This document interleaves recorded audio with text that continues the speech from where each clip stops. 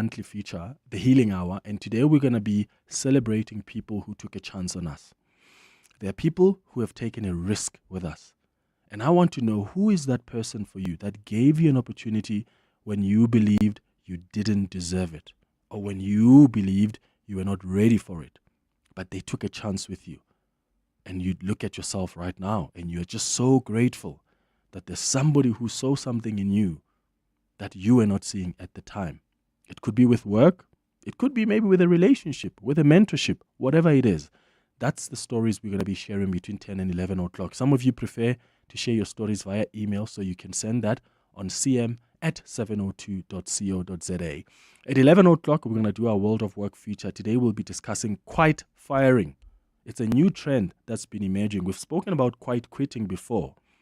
But if you watch lately, there are a number of companies that are downsizing or restructuring due to the change in the global economy dynamics.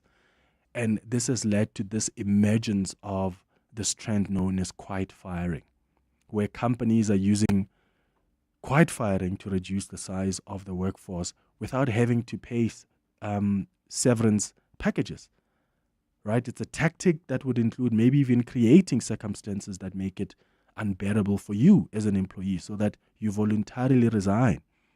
So how does quiet firing differ from constructive dismissal? Experts argue that quiet firing is harder to identify than constructive dismissal, which is a more common practice. So we're going to be looking at this at 11 o'clock. And then we're going to wrap up the show at 11:30 on our health and wellness feature. And today we'll be doing a Q&A about marathons. What question do you have about marathons, especially Comrades Marathon, which is coming up? We have a community of runners here on the Clement Manyathela Show. I'm a runner myself, and I know a lot of you are runners. So what we're going to do today at 11:30 is we are going to bring in Derek Archer, who is a strength and conditioning coach, fitness trainer, and educator, to take any question you have about Comrades Marathon that's coming up. Maybe you're training, you're experiencing difficulties, or any other marathon that you're preparing for or considering running. So get your questions ready for 11:30 for our health and wellness feature. That's the show coming up over the next 3 hours. Clement Manyathela, streaming on the Prime Media Plus app. DSTV channel 856, 92.7 and 106 FM. Morning 702 lenders. Morning to you, Clement. How is Floyd an idiot for attending?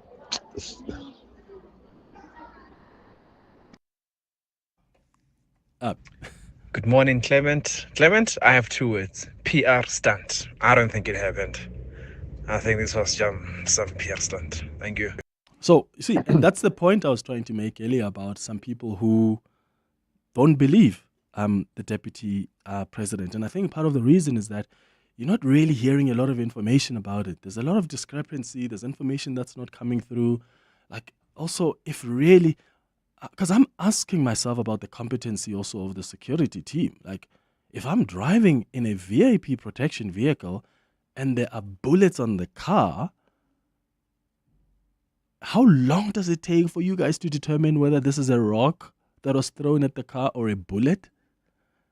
Does it take like a week? Because we are told the incident happened on the 30th of March, but the story is only emerging now. And the police already last week were like, they didn't want to comment on this because it almost appeared like they themselves were not sure. And now when we ask the police to come on air just to confirm if this thing happened, they can't. They're like, we cannot do that because we don't want to talk about the Deputy President's security. We don't want to compromise that. I was like, we don't need any information that compromises his security. I would like to know, as the police, have you independently looked at the vehicle? Have you confirmed? Because the VIP protection are members of the police. Have they confidently, as the SAPS, said, okay, this vehicle was hit by bullets and these were not just rocks? Apparently an investigation is underway, but I just wonder, is this something you discover since the 30th of March? And if really that's transpired, why is it not taken as seriously as it should be? And also, assassination attempt versus maybe there was a possible hijacking. How did we move to assassination? How did we move to assassination attempt? And the problem is all that information is not coming through. And that's why a lot of people are confused and are beginning to wonder, did this really even happen? Semi, you're calling us from Centurion. Good morning. Good morning, Clement. Clement, I don't believe Mashatile as well. And for the simple reasons, this whole thing comes at a convenient time when the 2 billion rands that's being spent on public, on VIP protection is being put under the spotlight. We know that they spend 2 billion rands on VIP protection every year. This 2 billion rands is put under the spotlight. Suddenly there's an assassination attempt. Because why? They don't want this. They don't want our taxes to stop. They want to keep having this all security luxuries to themselves. Another thing is that if anyone wanted to assassinate Mashatile, they wouldn't shoot at his car. Even a grade 2 child know that Mashatile's car is bulletproof. They would have waited for him when he's doing a statement at a stadium. They'll employ a sniper to take him out. That's how it works. Another thing is this. They say it was on a highway. Then the car was shot on a highway, as they say. If indeed it was on a busy road, they would have seen a person that's shooting at him. They wouldn't have confused it with a stone. What do these people think that we are? That we've got a single digit IQ? No. Mashatile is lying.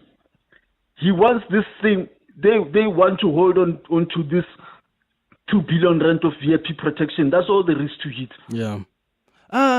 Semi, I don't know, hey? I'm really struggling with that, you know. I'm struggling with the fact that someone would go through such extreme or motoso in acquittal.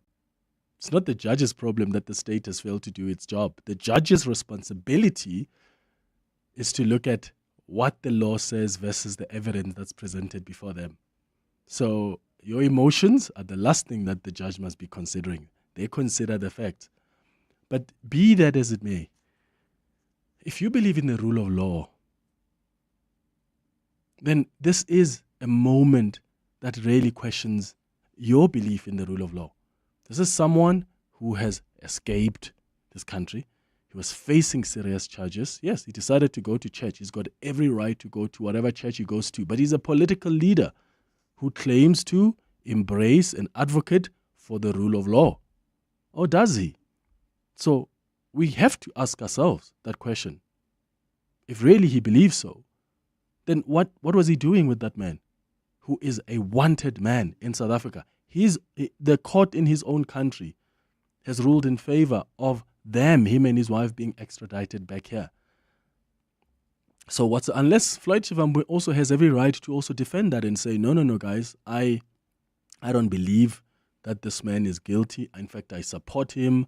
I support him even escaping South Africa and running away.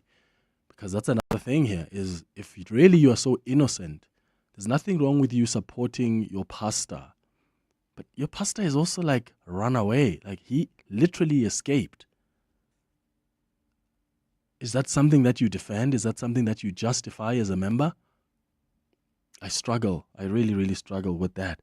I did say to someone last week that I don't think that this trip was not sanctioned by the leadership of the MK party. I struggle to believe that. And I know the MK party has said, no, we're distancing ourselves from here, from this visit. It's an individual decision. But a part of me feels like Jacob Zuma probably knew about it and sanctioned it. I don't think that's a risk that Floyd Shivambu would make so easily. It's 25 minutes now after 9 o'clock. Hanging out with Clement on 702. Let's walk the talk. So, what I want us to also have a chat about is the passing away of Pope Francis at the age of 88. Someone who's known as the Pope for the poor, his humanity, someone who really cared for the migrants. And we knew him for that humanity. We knew him for what he cared for the most. He led the Catholic Church for about 12 years, the first Latin American Pope, from Argentina, from South America, first non-European Pope. And it's someone really who wanted to modernize the Catholic faith, someone who had, there were conservative values of the Christian faith, some people who said we need those back. But this is someone who really wanted to see a different church that has evolved. Hence, he tried very hard to reform the church, even though some wanted the church to stay on on the conservative culture. And I'm happy to take your calls on WhatsApps as you pay tribute for Pope Francis. He is now passed after a long illness with pneumonia. He was a vocal champion of the poor, vocal champion of migrants. In fact, his last meeting, I saw on CNN last night, his last meeting was with J.D. Vance, the deputy president, the vice president in the U.S. It's just so interesting, hey? But what a pivotal moment for Christians. And some were saying, what a profound timing for him to also depart. His body is now going to be placed in a coffin. It will lie in state for about 4 to 6 days. There's a 9-day period of mourning, and then the conclave is going to begin. That's a process of electing the new pope. And I wonder, so first of all, I want to advise you to go check out The Conclave, the film. There is an incredible movie. Have you watched it? Called The Conclave. I first found out about the movie when I was watching the Oscars, and it was nominated a lot during the Oscars. And I watched it when I was on a flight about a week ago, and I watched it again last night and watched it go to number 1, the most watched movie probably in a week because of what's happened with the Pope. It's an incredible movie that just, the acting is brilliant, the scripting, the cinematography, but it's a movie basically about the Catholic Church, a Pope who dies, and the conclave, that process of electing a new pope. And it takes you through the emotions, the politics, the considerations before a new pope is elected or appointed. Well, elected because they really have to vote. But it's an incredible film. You can check it on Apple TV. Apparently Amazon Prime has also bought it. So check it on Amazon Prime as well. But it's a brilliant film. It's called The Conclave. What I want to ask you, though, is so many people are saying the Pope has left in a comforting way because he died during the Easter weekend, on the Monday after the resurrection of Christ. And people are like, this is such a profound timing because the way he lives has comforted us. And I want to ask you if you've got someone, your loved one maybe, who has left in a way that's comforted you as a family. Because I've often heard people say, oh, he actually held me so close and gave me a long hug. And then a few hours later, they died. And those people reflect and say, in hindsight, that was the person saying goodbye. There's some people that are lucky enough to be told, by your loved one that, please do this, or thank you, or they ask for forgiveness before they die. And sometimes that comforts people. Or maybe your loved one died after you guys threw them a party, or you had a Christmas lunch and they were giving everybody hugs and they just told everybody how much they love them. And that was their way of saying goodbye. Has anybody in your life left in a way that was comforting? I mean, death is death. It's always going to be painful. But there are days and there are times when people leave and you're like, that the timing was right. Some people wait until you get married. I've heard of someone who says their parent died the Monday after they got married. During the weekend of the wedding, even though they were struggling in sickness, they held on until after the wedding, or whatever case it is for you. Share your thoughts with us on that on 011-883-0702. The WhatsApp line is 072-702-1702. It's 9:30. Let's get the latest in Eyewitness News headlines. Sister, good morning. Thanks, Clement. Good morning. As the DA prepares to make its submissions for an application in the Western Cape High Court to stop the VAT increase, it remains emphatic that the hike is anti-poor. The court will this morning hear oral arguments on the DA and EFF's application to interdict the implementation of a 0.5 percentage point increase to value-added tax. Both parties alleged there were some violations in parliamentary procedures during the passing of the fiscal framework, which includes a VAT hike. The man accused of killing a Walter Sisulu University student during a protest is expected to appear in court today. Sisonke Mbolekwa was shot when students were protesting over poor living conditions at Mthatha campus. The suspect, who is an employee at the university, was arrested days after the shooting. And Russian President Vladimir Putin has signaled he's open to bilateral talks with Ukrainian leader Volodymyr Zelensky for the first time since the early stages of the war. Speaking to Russian state TV, Putin says Russia has always looked positively on any peace initiatives. Kremlin spokesperson Dmitry Peskov says Putin's comments indicate a willingness to engage in direct talks with Ukraine about not striking civilian targets. And those are the headlines. This EWN and more at 10 or as it happens. EWN Traffic. Travelling in Signing Hill, we've got roadworks taking place on the N1 North right near Rivonia Road, causing a bit of a hold-up. Please be on the lookout there and approach with care. While on the N1 South in Midrand, some issues reported just as you approach Olifantsfontein Road, and in the city of Tshwane, there's queuing traffic on the R21 North as well as the N1 North, just at the Flying Saucer interchange split.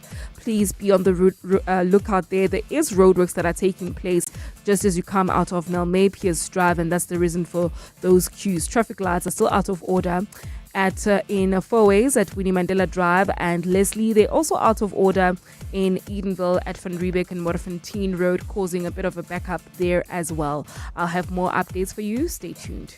There's more EWN on air, online, and on the EWN app. Africa Milani, Weekday mornings, 4 to 6. Tribute that is more than deserved. He was certainly groundbreaking as a pontiff, wasn't he? I can just give you a few examples. As soon as the Pope is elected, instead of going and sitting on the chair and having all the cardinals come and greet him, when he returned into the Sistine Chapel dressed as the Pope, he went straight down the full length of the chapel to go and greet one of the cardinals who was in a wheelchair, to save him the trouble of having to wheel himself up to the front to greet the Pope. I'm really, really delighted the way your media are coming up and pointing out all the most positive things about Pope Francis. Africa Milani. 4 to 6 on 702. Is your skin itchy, flaky, red or discolored? You may have a fungal skin infection. Turbane cream treats a variety of fungal conditions like athlete's foot, which causes itchy, red or discolored and peeling skin on the feet or toes. Skin thrush, which causes a red and itchy rash anywhere on the body, especially in the skin folds. And pityriasis versicolor, which causes patches of skin to become lighter or darker in color. Turbane is different to some other antifungal creams. It works by directly killing the fungus, so you only need to use it once or twice daily, usually for 1 to 2 weeks. Turbane can also keep the fungal skin infection away for many months. Turbane is available at your local pharmacy without a prescription. For more information on treating fungal infections with Turbane cream, visit turbane.co.za. The Money Show. Weekday evenings at 6. There is the VAT increase itself, and then there is the politics. Do you think the minister is right? Is this VAT increase really going to happen in 13 days' time? Yeah, I think from a practical reality, it's highly likely that VAT kicks in, the new rate kicks in on May 1. Sam Mkwikeli, Business Times columnist and politics researcher. The Money Show on 702. Let's walk the talk. The Money Show with Stephen Grootes is brought to you by ABSA CIB, honored as the best research house for the 8th consecutive year at the JSC Spire Awards 2024. Your story matters. ABSA is a registered FSP. Hi, I'm Lewis Hamilton. Victory demands everything, but the journey is never solo. My team carves the way, data and innovation are my compass. This is how today's champions are made. Drive your success and trade like a champion. CFI, a global leading broker now in South Africa. Access over 15,000 instruments, advanced trading tools, 24/7 support, and superior trading services. Visit cfi.trade today. CFI Financial is an authorized financial services provider. CFI, empower yourself. Your voice. Your station. Your open line. Walk the talk with Clement Manyathela on 702. 25 minutes now before 10 o'clock. This is the 702 open line. Your calls on 011-883-0702. Destiny Tabiso, I see you. I'll be coming to you in a moment. I'm also taking your WhatsApps on 072-702-1702. I've been asking you about someone in your family who has passed and you thought that was a comforting, right moment. And I know with death, there's never really the right moment, because even when someone is 95 or 100, it's still painful to lose them. But you look at how the Pope has passed and people feel this was a profound timing. It's a comforting timing. Have you ever had someone passing in your family and you thought, what a comforting way? Maybe because they told you they loved you for the first time ever before they died. And in hindsight, you realize that was their way of saying goodbye. Or maybe they held on until your ceremony was done before they passed on. And you realize that that was the comforting timing for them to pass. Pope Francis died on Easter weekend. What a timing for him to bow out. And those in the Catholic faith believe that was just profound timing, and it's comforting for them. What was it for you? Here's some of your WhatsApps that have come through. Clemmy, morning, man. Flores again here from the Western Cape. Clemmy, it happened to me in 2009. Yeah, my dad. I was very close to my dad. I lived quite far from them, so I would at least visit them 3 times a year. And yeah, my dad was one of those guys who never tell us as his sons that he loved us. And yeah, that specific Sunday, after me and my wife were getting ready to leave, he actually gave me a hug and told me that he loved me. Yeah, the Tuesday, I got a call, my dad died. And that was really comforting. Him telling me that he loved me and giving me a hug. Yeah, and it always stays with me. Thank you. Have a good job. Bye-bye. Good morning, Clement. My mom had been sick for a few years and she passed away immediately after I finished my tertiary exams. And everyone else was saying she held on to the very end. And before she died, she said a few things that I call a premonition, because I see things happening and I wonder how she knew. Thanks, Dima. That's so fascinating. Lynn, you're in Meyerton. Good morning. Hello there. Hi. My dad's gone a year and a half now, and he was nearly 85 when he passed. And he made himself happy. He always did what he wanted to do, and he said, no one's going to make you happy, you must make yourself happy. And he was saying, I've got a couple of years left to live. I've got a few months left. And he was driving back and forth from Joburg weekly, and we went out on the Friday night to have supper. And he lay down on the bench in the restaurant, and we took him home. And on Saturday morning, he said, I've got 1 to 2 days left on this earth. Jeez. And sure enough, Sunday night, as he was walking to bed, he went down, and that was it. Oh my goodness, he was so specific about the days. Extremely so. And what did you guys say to that? Well, that was Dad. He was a realist. Yeah. You know, if he had a lipoma on his arm, he would watch Dr. Pimple Popper, how she did things on the TV, and then he'd go and cut his arm and take the lipoma out, sort of thing. He watched a vet operate on his bunny to do a cyst, and from that day he did the cyst. So he was an absolute realist. Wow, Lynn, that's so incredible. Thank you for sharing that story with us, Lynn in Meyerton. Thank you. And you know, there's times when we pause and we say, in hindsight, we knew that our loved ones were going to pass. And maybe in that moment you don't see it, but it's only later when you realize that, that was a sign. When they said this, when they hugged me like this, when they looked at me. Some people say, you know, people who are just about to die, they're unable to face their loved ones. They really can't face you. There's a whole lot of things that people experience before they bow out, and there's a lot of ways that we experience them as well. What are your stories? Please share those with us. Let's go to Tabiso now, who's calling us from Polokwane. Tabiso, you want to talk about the issue of loss of trust among our leaders. Good morning.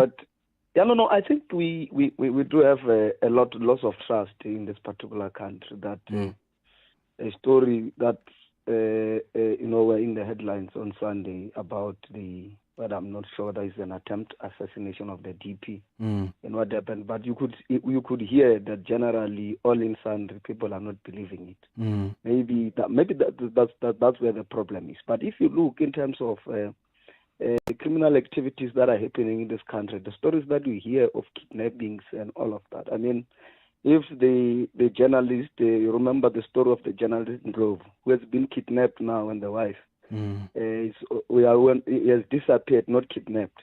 We're almost 60 odd days. Then there's not even a sign as to what is it that is happening. You'd imagine the family what is feeling. So we live in a high crime infested country. And that's where the problem lies. So something like this, it's possibilities that it can happen.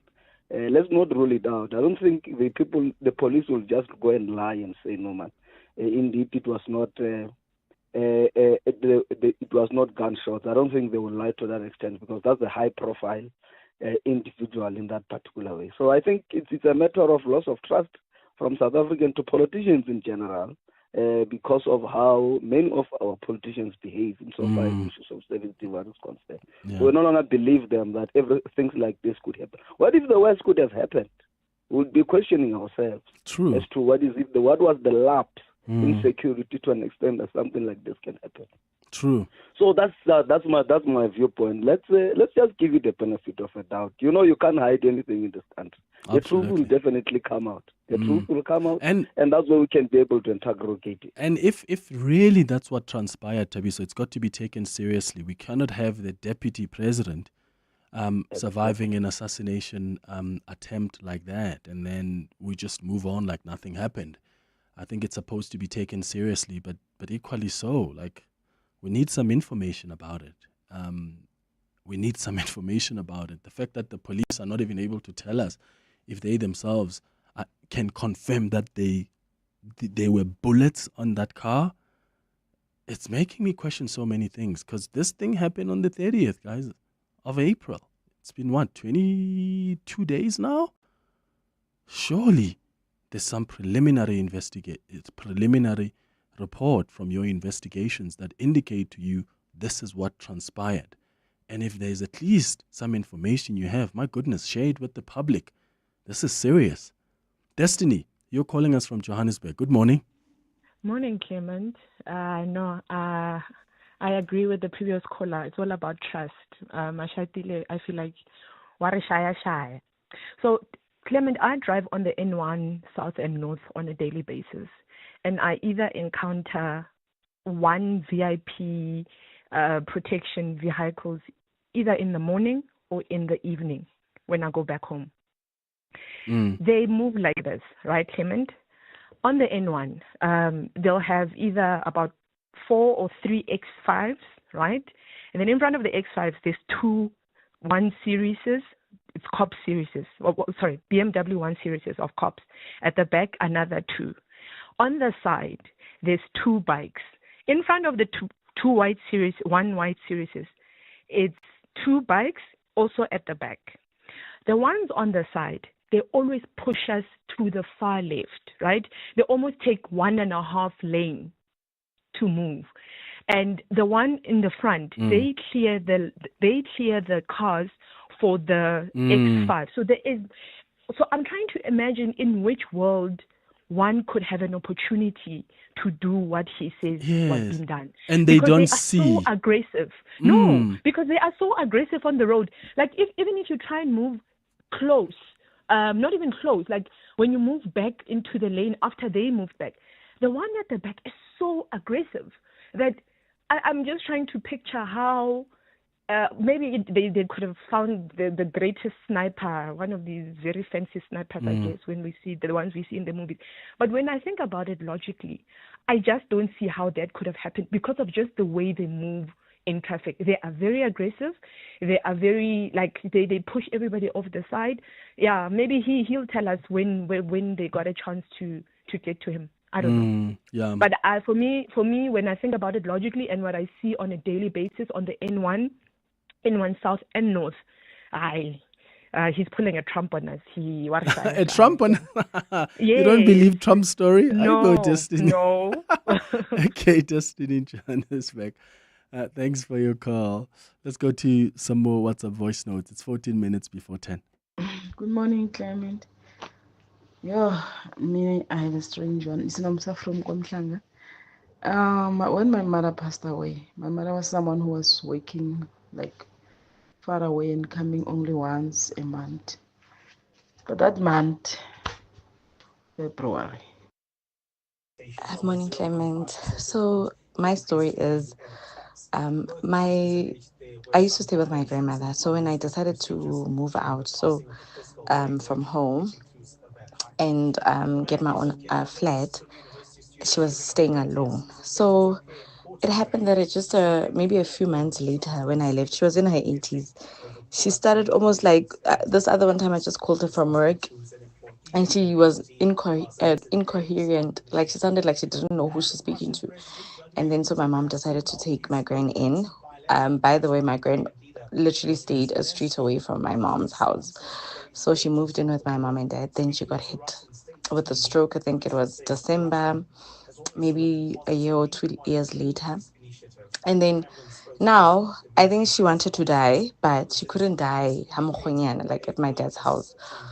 And my mom would not, she would like every day tell us, take me to my house, take me to my house, take me to my house, take me to my house. And my mom just wouldn't. And this other one, Saturday, I think she was just weak. And my mom's just like, hey, let me take her home. Maybe she'll feel better because she wants to go to her house. When we got there, an hour later, that woman just passed. Oh, wow. And left us. She was just waiting to go to her house so she can die in her own house.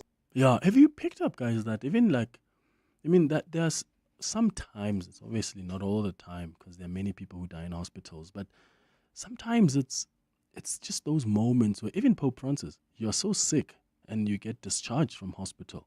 Not necessarily because you've somehow gotten 100% better, but because, I don't know, that there's an opportunity for you to go home and pass away from your home. I've seen that with my own grandparents where they get discharged from hospital, not to say that they are fine, and then a day or so later, they're gone. And yeah, that's just reminded me of that, hearing the story of the grandmother who just wanted clearly to just pass away from their own home. So there are these moments, and I believe, I'm reading a book now. I'm reading this book. It's titled The Other Side by Sarah Bullen. It's an incredible journey. It is a journey, actually. It's an incredible book. It's titled The Other Side, and it's a compilation of a lot of stories of people that have had like near-death experiences.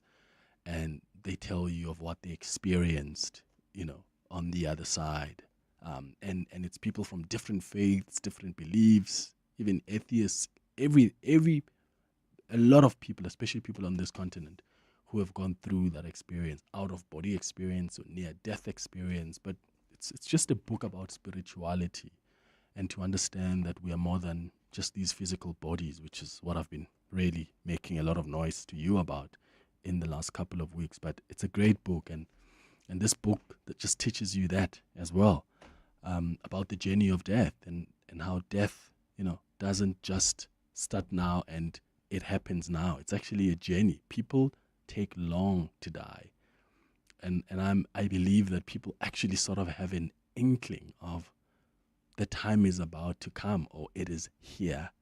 So by the time they stop breathing and you and I then clinically they are certified dead, that's not where the journey of death started. It's actually been a while. They've seen or they've known or they've had a feeling about it. Yeah? When the body starts giving up, like that's already a process of death. And that's what I'm learning about death, that when someone just stops breathing, we record that as, clinically they died here, but the process of death is actually quite a journey. It doesn't just start there when someone stops breathing. It could start hours earlier. It could start days earlier. And that's why some people want to go home, because they want to die at home. That's why some people have an opportunity to tell their loved ones, I love you. They have an opportunity to ask for forgiveness. It's just so fascinating. There's a lot we still don't understand, but I think us being curious enough to ask those questions is sufficient. So what was that for you with your loved one, where you just realized that, here, this person knew. They knew that they were just about to go. Some more WhatsApp voice notes. Hi, Clement. I'm Man. To this day, my mom passed 2004. I'm still excited when I think about my mom, the relationship we had. And I remember when she was sick, one night she called me. We're sitting in her bed and says, my child, I'm going away. I've done everything for you. There's no need to worry. And you must just, be ready. People are going to come from church. They'll be talking about me, and just prepare for them. Make sure they feel comfortable. And then I remember the day that she was going to pass in that evening. I went to her in the morning, and then I said to her, listen, I'm just going to take my kids to school. Just behave. Don't go now. And she said, yes. And believe you me, when I came back in the afternoon, my siblings were there, and then they, I said to them, just greet and talk to her, whatever you want to talk to her. Immediately when they left, my mom, I remember going to her and said, listen, I think now it's ready. It's about time you're going. And I prayed with her, and that was it. Oh, wow. I called the doctor, said, come, do your thing. My mom is going. And that's why she started gasping, and my mom was gone. Oh, my goodness. Morning, Clement. That's so Clement, how are fascinating. you? Speaking to Albert from Johannesburg. Clement, regarding your topic, it really reminds me of my dad and my uncle. Let me start with my dad. My dad passed on when he was 81 years old. But he went on pension, I think it was 1998. He spent almost more than 20 years at home. And he was sick. Believe you me, he was sick. And every time when you visit them at home, or when you speak to him on the phone, he will always tell you, my son, I don't know if maybe you'll see me again. For the past 21 years, he was saying the very same thing. I can say he was scared. He was scared to die, but anyway, may his soul rest in peace. The day finally came, and it is what it is. And then with my uncle, like as you were saying just now, he just couldn't face us, look straight at us in our eyes. So I believe that it was a way of saying goodbye, but he wouldn't look at you straight into your face. Thanks, Clement. Yeah, fascinating. I'm still stuck on, some people are so precise, right? They tell you that I'm going to go.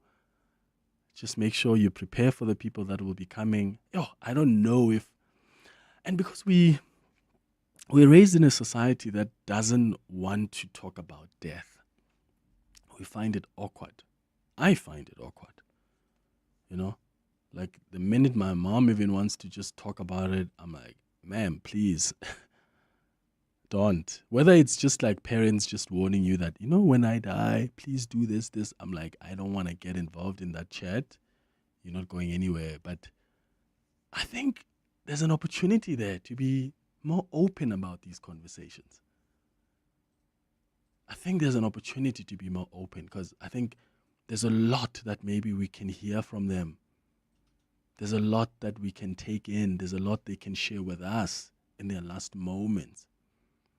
But because we've got this thing that blocks that kind of communication, we're missing out on an opportunity to hear sometimes even their wishes, or to hear them really just express their gratitude, or express their love, or ask for forgiveness, because we always find it so awkward. So that story that the listener shared about, even asking the mom, I'm going to take the kids to school, don't go yet. And then coming back and saying, okay, you've seen your kids, let's pray, then you can go. So fascinating, and that's so comforting.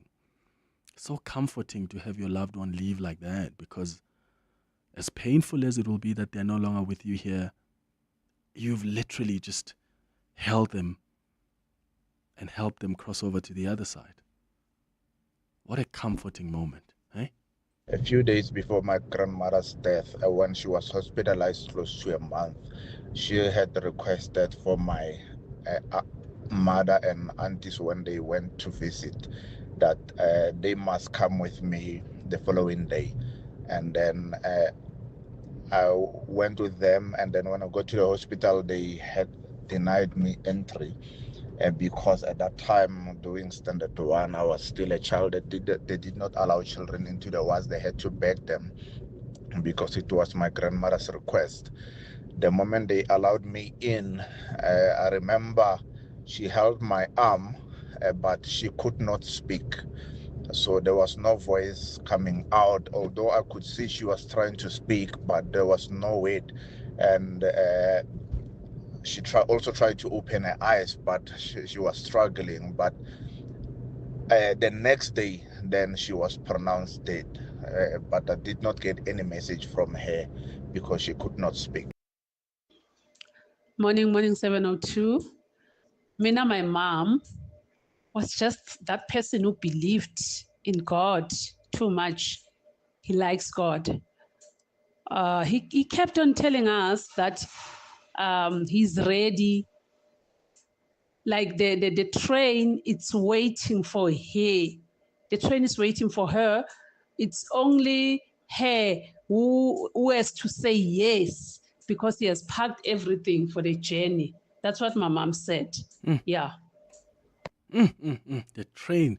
You know, one of the things you find out in this book, The Other Side by Sarah Bullen, is there's such commonalities about all these people who have had these near-death experiences. And when you talk about a train, I remember some of the stories that are told in the book. It's people who say they were in that moment where they sort of like, they get transported in some way, like they go through a tunnel. So there are always these similarities, and there are always these similarities about those near-death experiences. So I'm just reminded by that as you mentioned the train there. But yeah, some people are just as precise as that, because they know that death is now here. It's arrived and it's time to go. And some of them are able to express it, to talk about it, but some are not able to talk about it. And that's why they can't even look at you in the eyes just moments before they pass. Thank you for sharing your stories with us. It's 2 minutes before 10. In Africa, we say the chameleon looks in all directions before moving. At Plus 94 Research, we understand the importance of careful consideration. By analyzing comprehensive data and diverse perspectives, we help you make informed decisions that stand the test of time. Don't leap without looking. Move forward with insight and precision. Plus 94 Research, the science of decision making. You wouldn't want to pay more than you need to for medical aid, so why overpay for car insurance? Switch to OUTsurance and you could save big every month. Lorette, who's a 61-year-old woman, is a real OUTsurance client who saves a too good to miss 725 Rand a month on her 2024 BMW X1. Isn't it time you got the real deal? Don't pay more. Switch and save today. SMS out to 45142. That's out to 45142. With OUTsurance, you always get something out. A licensed insurer and FSP. T's and C's online. Clement is on X. At The Real Clement M. All right, it's now heading up to 10 o'clock. After the news, we're going to do our monthly feature, The Healing Hour. Remember, today we are celebrating the people that have taken a chance on us. Who's that one person who gave you an opportunity when you yourself didn't believe in yourself, when you yourself didn't believe that you had the skills to do that job, that you were talented enough for it? Who is that person who took a chance on you, who took a risk with you? We're celebrating those people just after the news until 11 o'clock. You can start calling now on 011-883-0702. Send your WhatsApps as well. Alternatively, if you want to tell your story via email, send me an email on cm@702.co.za. It's 10 o'clock. This is EWN. Good morning, I'm Sfiso Zulu. As the DA prepares to make its submissions for an application in the Western Cape High Court to stop the VAT increase, it remains emphatic that the hike is anti-poor. The court will this morning hear oral arguments on the DA and EFF's application to interdict the implementation of a 0.5 percentage point increase to value-added tax. Both parties allege there were some violations in parliamentary procedures during the passing of the fiscal framework, which includes a VAT hike. However, the Finance Minister, Enoch Godongwana, has filed an opposing affidavit disputing this, saying the increase will come into effect on the 1st of May. The DA's Mark Burke spoke outside court this morning. That will lead to further poverty as a result of taking money from people who can't afford it and giving it to people who don't know what to do with it. We are opposed to a bulldozing budget that will lead to more South Africans wondering why their house values have gone down for another year in a row, year after year. And we're opposed to a bullying budget that will force young people to realize that they will be poorer than their parents. Burke says while the DA is confident of winning the legal fight, the stopping any VAT increase will require political will from all represented parties in Parliament. We realize that a court victory alone will not bring the change that we need. In the end, politicians will have to pierce their pipe dream plans, and their outdated ideology has to go and confront the problem facing South Africans on the ability to afford to live. Meanwhile, Action SA's Ellen Bisley says the DA is also complicit in raising the VAT. Action SA can reveal that through a damning parliamentary reply, that the DA's Deputy Minister of Finance, Sarapin, was intimately involved in the budget process, particularly drafting of the original 19th of February budget speech, which included the deeply unpopular 2% VAT increase. The DA's leadership denied any knowledge of the 2% VAT increase, and it is clear from this parliamentary response that they in fact had an intimate knowledge of the proposed VAT increase. The man accused of killing a Walter Sisulu University student during a protest is expected to appear in court today. Sisonke Mbolekwa was shot when students were protesting over poor living conditions at Demtata campus. The suspect, who is an employee at the institution, was arrested days after the shooting. Nhlanhla Mabaso reports. The university employee accused of killing Sisonke Mbolekwa and injuring other students is charged with murder and attempted murder. He will make his first court appearance at the Mthatha Magistrates Court today. Police say while his arrest is crucial, the investigation continues. Students are expected to protest outside court demanding justice for their slain fellow student. Higher Education Minister Dr. Nobuhle Nkabane has since vowed that there will be accountability for the incident. Nhlanhla Mabaso, Eyewitness News, Mthatha in the Eastern Cape. The board of directors at the White Afrikaans-only settlement of Kleinfontein near Pretoria have acknowledged the area cannot continue to operate as an island. Yesterday, the MK party visited the East Pretoria settlement on a fact-finding mission following renewed concerns that the settlement is a law unto itself. Chairperson of its board of directors, Rian Gennis, says while they did not agree on everything, they appreciated the engagement with the MK party. As a community of Kleinfontein, we don't believe we are on an island. We understand that we are part of a larger community and of a country.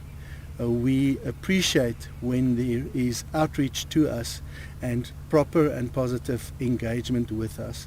And Russian President Vladimir Putin has signaled he's open to bilateral talks with Ukrainian leader Volodymyr Zelensky for the first time since the early stages of the war. Speaking to Russian state TV, Putin says Russia has always looked positively on any peace initiatives. Kremlin spokesperson Dmitry Peskov says Putin's comments indicate a willingness to engage in direct talks with Ukraine about not striking civilian targets. Zelensky has not responded directly to Putin's comments, but says Ukraine is ready for any conversation that would ensure the safety of civilians. Meanwhile, Russia has unleashed missiles and drone strikes on Ukraine after a short-lived and partially observed Easter ceasefire expired. Gold is trading at $3,470.68 an ounce. The rand is at 18.63 to the dollar, 24.91 to the pound, 21.40 to the euro. Brent crude oil is at $66.93 a barrel. And in the traffic, we've got an accident reported in Sharon Lee along Malibongwe Drive, right near the N1 exit. It's causing massive queues coming out of Witkoppen Road. There's also queuing traffic on Winnie Mandela Drive in the Fourways area. This is between Witkoppen Road and Leslie due to faulty traffic lights as well as roadworks taking place between those 2 points. A partly cloudy day in store for Gauteng with showers and thunder showers expected. The temperatures will peak at highs between 23 and 24 degrees. The top story in EWN this hour, as the DA prepares to make its submissions for an application in court to stop the VAT increase, it remains emphatic that the hike is anti-poor. EWN, in touch, in tune, and independent. For the latest, visit ewn.co.za or download the EWN app. You're with Clement Manyathela On 702. Let's walk the talk. Streaming on the Prime Media Plus app. DSTV channel 856. 92.7 and 106 FM.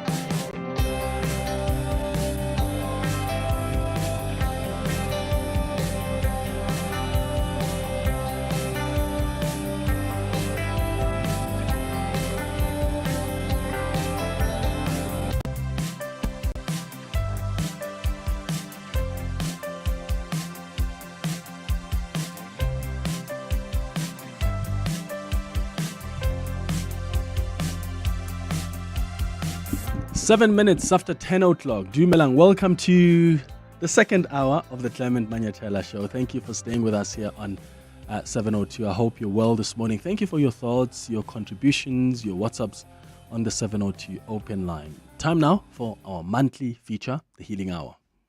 702. Healing Hour. So, on our Healing Hour feature today, we are doing something that was suggested by some of our listeners a couple of months ago. And that is for us to spend some time celebrating people who have taken a chance on us. Because on the Healing Hour, we do more than just heal from things that are just so painful and depressing, but we also take an opportunity to be grateful.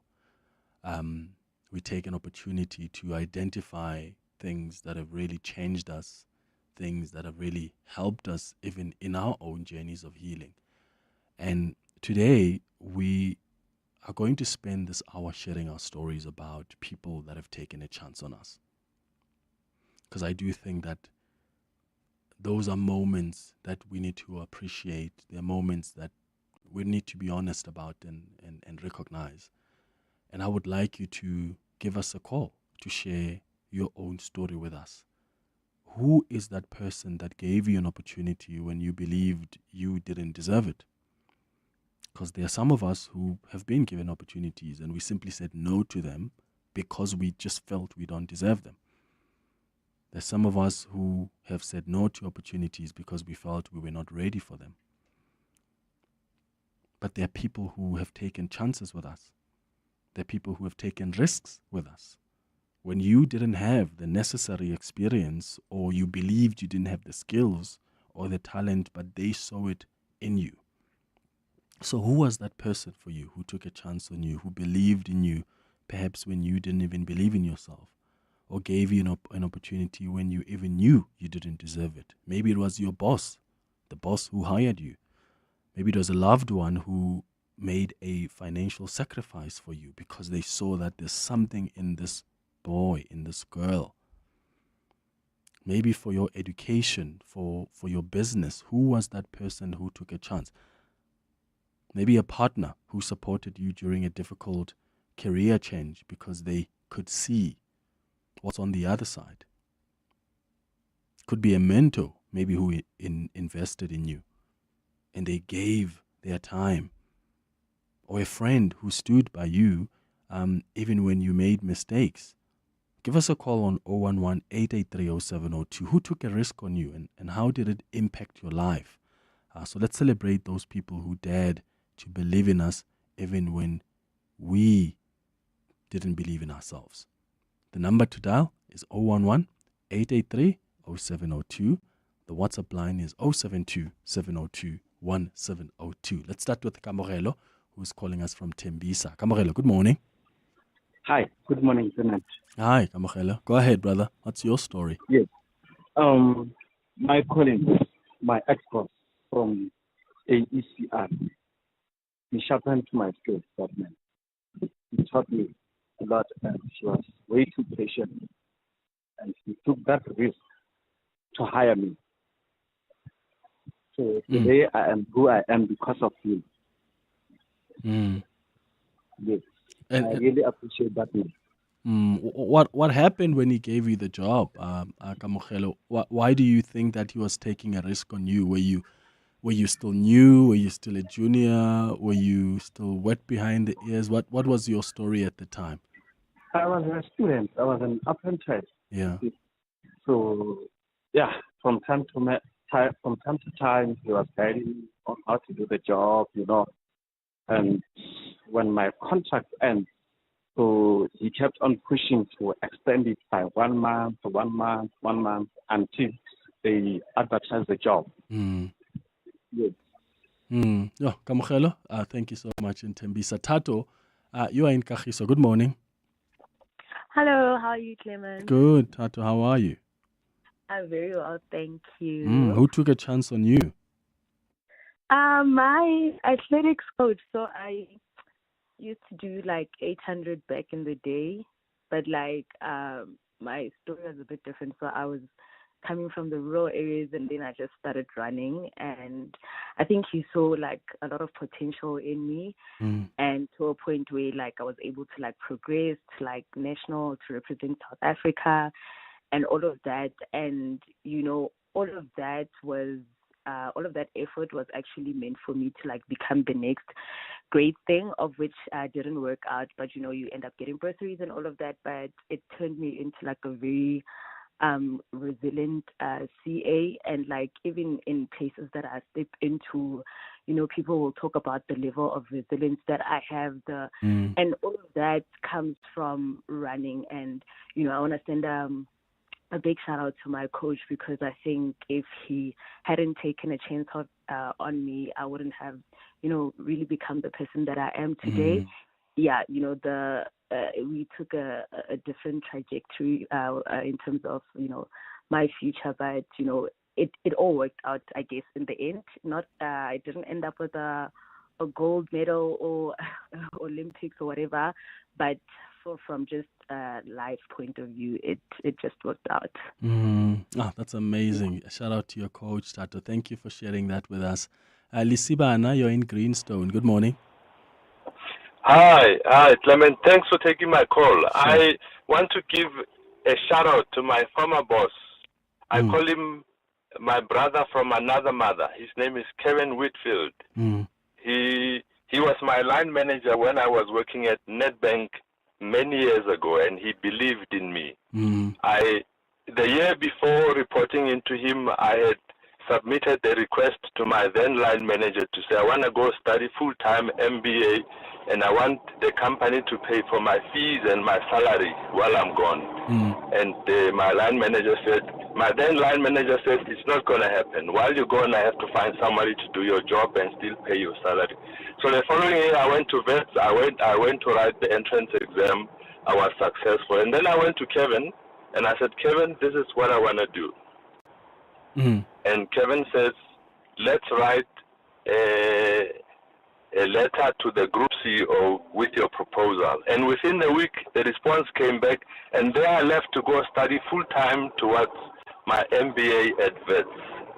And subsequent to that, my career just flew. So I'm grateful to Kevin for having given me the opportunity to go study full-time. That's amazing, Lisibana. And you've expressed this to him as well, yeah? Oh yes, I call him my brother from another mother. That's amazing. That's amazing. Lisibana, thank you for sharing that story with us. And it happens a lot where there are those people who just are so forward-looking. And for some of you, maybe it's the teachers in primary school or in secondary school, any part of your schooling career where they just noticed that this boy loves drama. And they started giving you information maybe about acting classes or about, management to join, like management that can work with you to try and, expose you to opportunities out there about acting or whatever it is out there that they identified as an interest that you have or a passion, a talent you have. What are those people that really took a risk with you? What are those people that gave you an opportunity when even you yourself didn't believe you deserved an opportunity, or you had the skills for? John, you're in Four Ways. Hi. Clement, good morning. How are you, boss? Good, man. How are you? I'm all right, man. I just want to say shout out to the president of Malawi, Dr. Lazarus Chakwera. The man made me who I am today. Yeah, he's been there. We are going for campaigning. I was campaigning for the member of parliament, and then I lost elections. When you lose elections and you lost everything that we invested in it. But everyone else on the party, he left, he shied away from me. But the president said, no. And I see something big in you. Maybe you can go for business. Don't worry about politics. Maybe take a route for business. And I am who I am and successful today because of him. That's amazing. Sure, Clement. That's amazing. John, in Four Ways, thank you so much for that call. Let's go to some of your WhatsApp voice notes coming on 072 702 1702. How have you been impacted by really the people who took a chance on you? When was it? What was happening at the time in your life? There are sometimes people who are seen to be down and out. Nobody wants to touch you because maybe you were involved in controversy at some point, or because maybe there was drama, that you were involved in. And there's somebody who said, I am going to give you this opportunity. This is your rebirth, your second chance, so to speak. Who was that person for you? And how has that changed your life? Morning, Clement. I have 5 people who changed my life. Number 1 is Babalo Mokwena. Number 2 is Sergeant Nosipho Mukhosana in Orange Farm. Number 3 is Kifilin Lapo.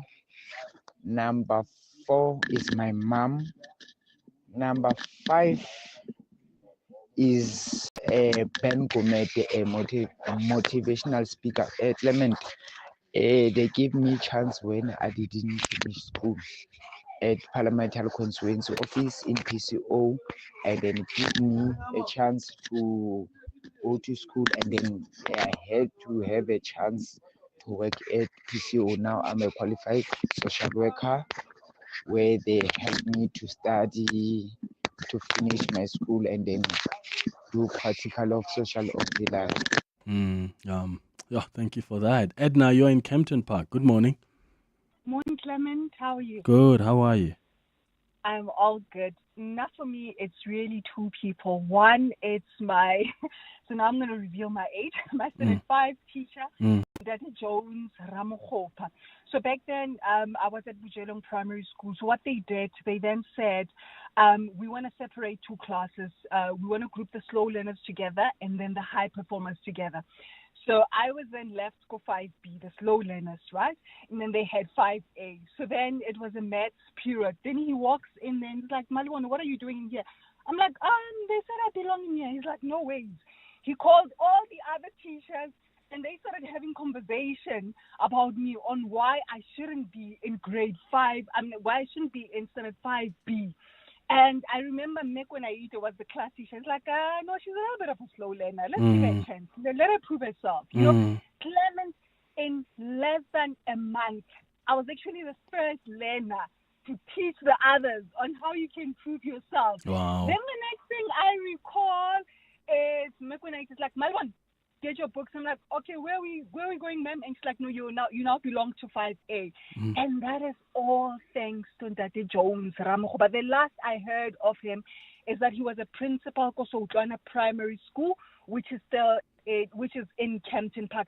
I have no idea where he is now, but I am forever grateful for that man. He ignited something in me, Clement, whether it's work, whatever project I'm given, if it gets hectic, the picture that plays in my mind, it's that man that says, you don't belong here. So whenever I experience failure, I always get it in my mind, I don't belong here.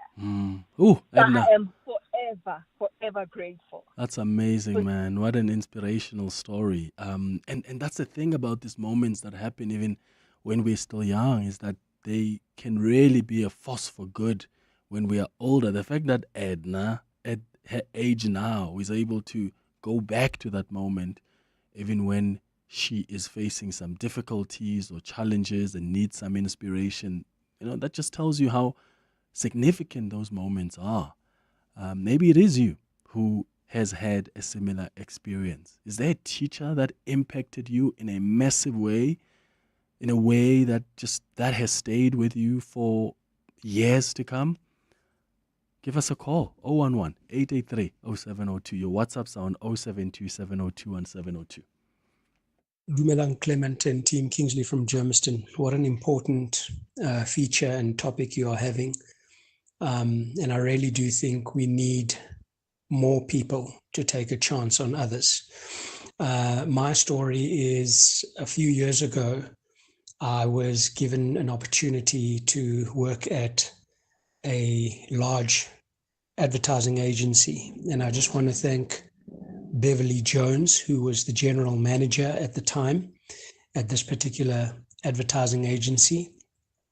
I had no experience, had no qualifications, and yet she saw something in me that warranted her giving me a chance. And then in the same agency, about a year or so into the job, I'd like to thank my immediate boss at the time, head of our department, Miss Bridget Nkuna, who showed faith in me by putting me forward for an account manager. Unfortunately, I didn't get that promotion for reasons I'm not aware of, but I'm grateful to her nonetheless. Good day, Clement and 72 community. I would like to say, thank you to two people who believed in me. That's Professor Meiring, the former head of anatomy at UP, and Mr. Gert Lewis, who really, really groomed me in the field of anatomy. And they believed in me. They gave me a chance.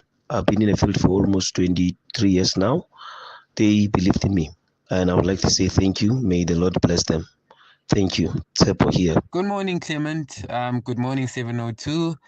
Thank you for the topic. I'll cut it short. My name is Tabang.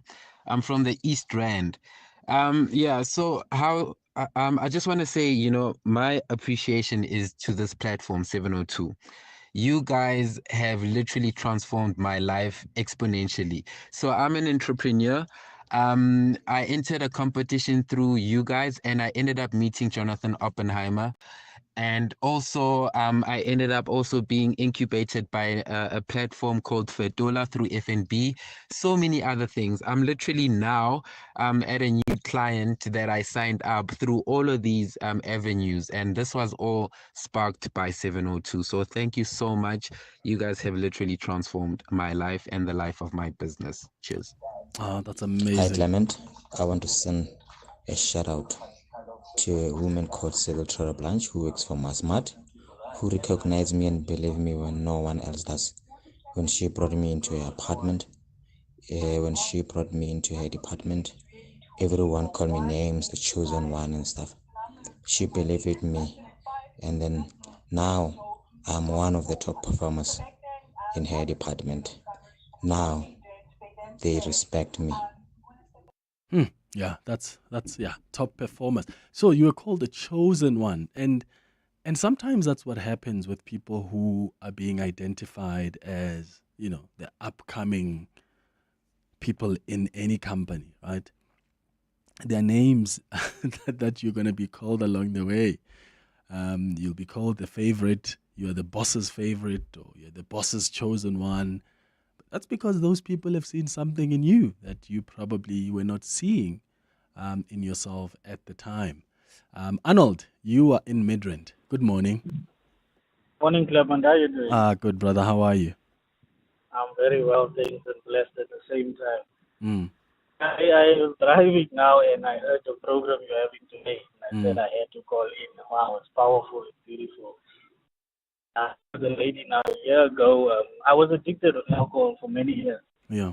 And a year ago, 2024 February, I decided that I want to change because I practically gave up. My family gave up on me, my parents, my sisters. I lost my kids for years. And so Arnold, your line.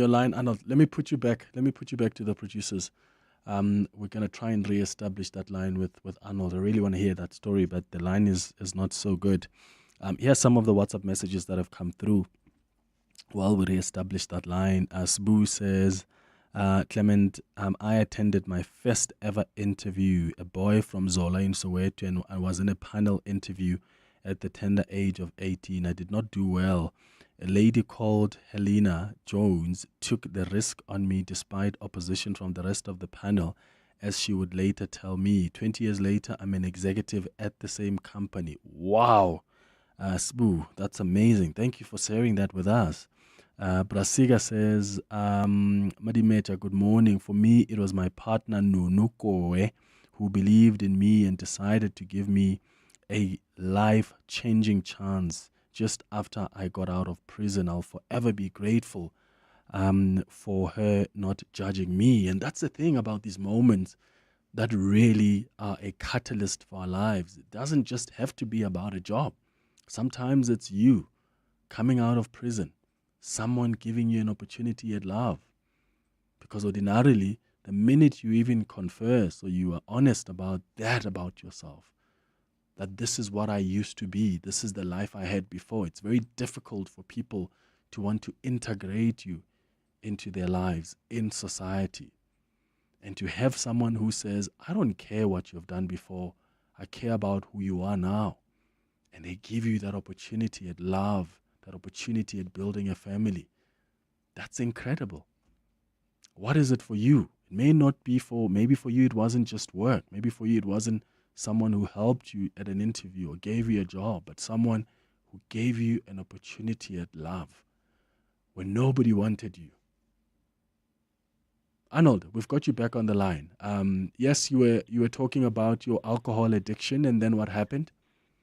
Yes, so I decided that I want to change, man. I said that I'm about to turn 40 and I think there's still a chance for me. But at that time I said that if the change don't come now, then it's never going to come. So I met this pastor, both him and his wife are pastors, and I met with the wife one day in December 2024. And I spoke with her, she introduced me to her husband. And we had a chat, and the guy took a chance on me. He said, you know what, I'm going to send you to the rehab.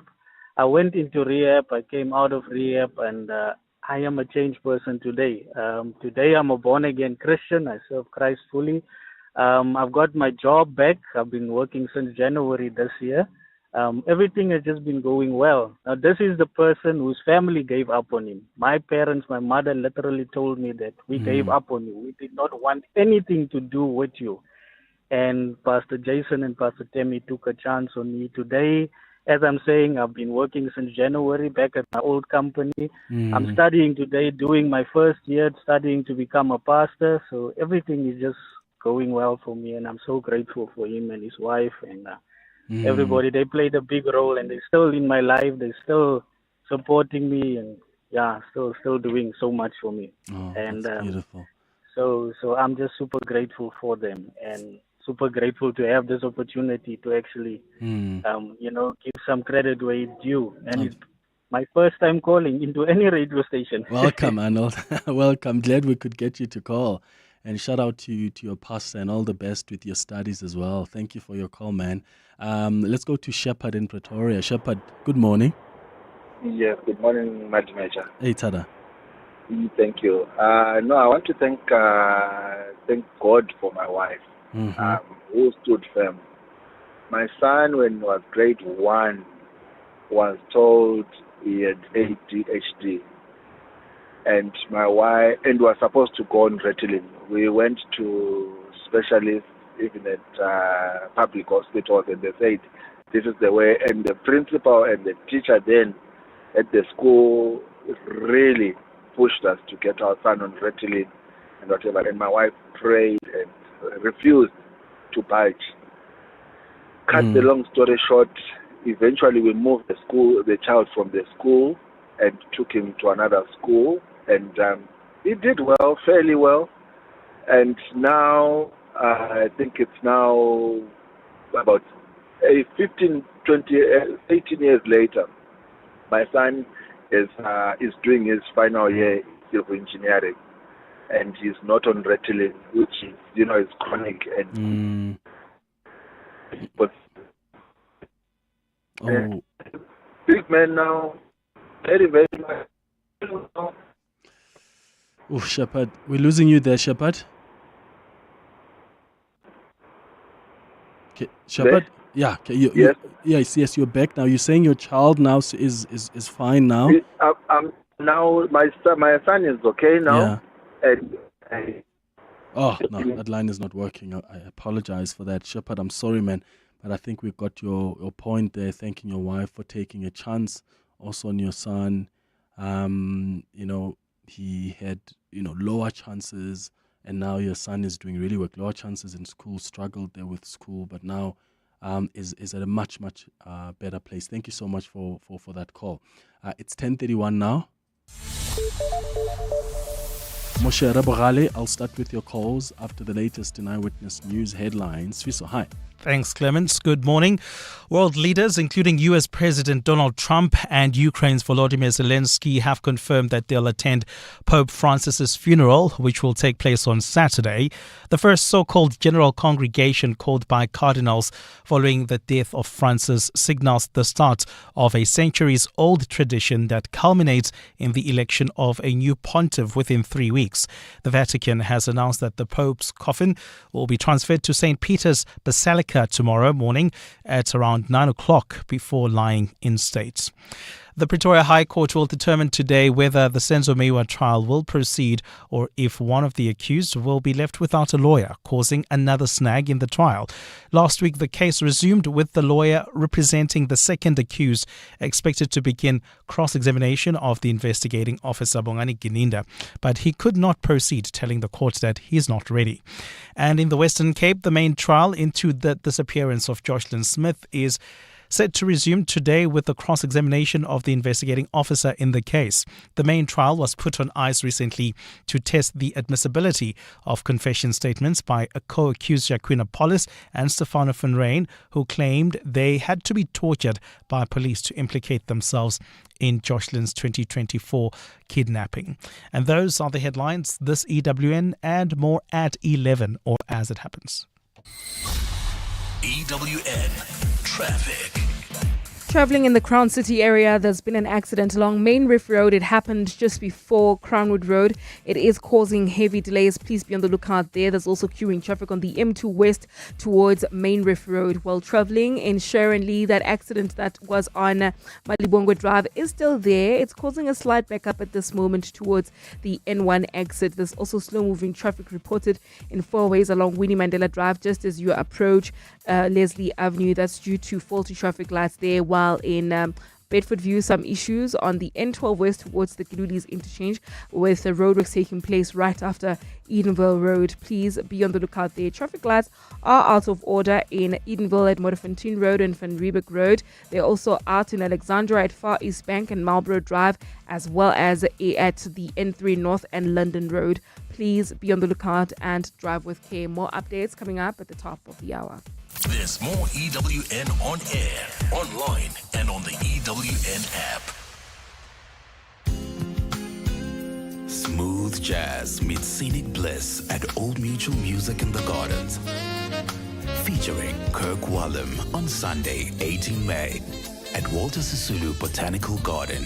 One of jazz's greatest artists, performing live in one of Joburg's most iconic spaces. Get your tickets at webtickets.co.za. Proudly presented by Old Mutual, 702 and Breakout Events.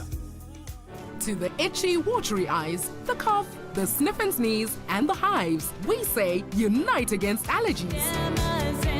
Once a day, keeping those allergies far away. Sniffs and sneezes out of our way.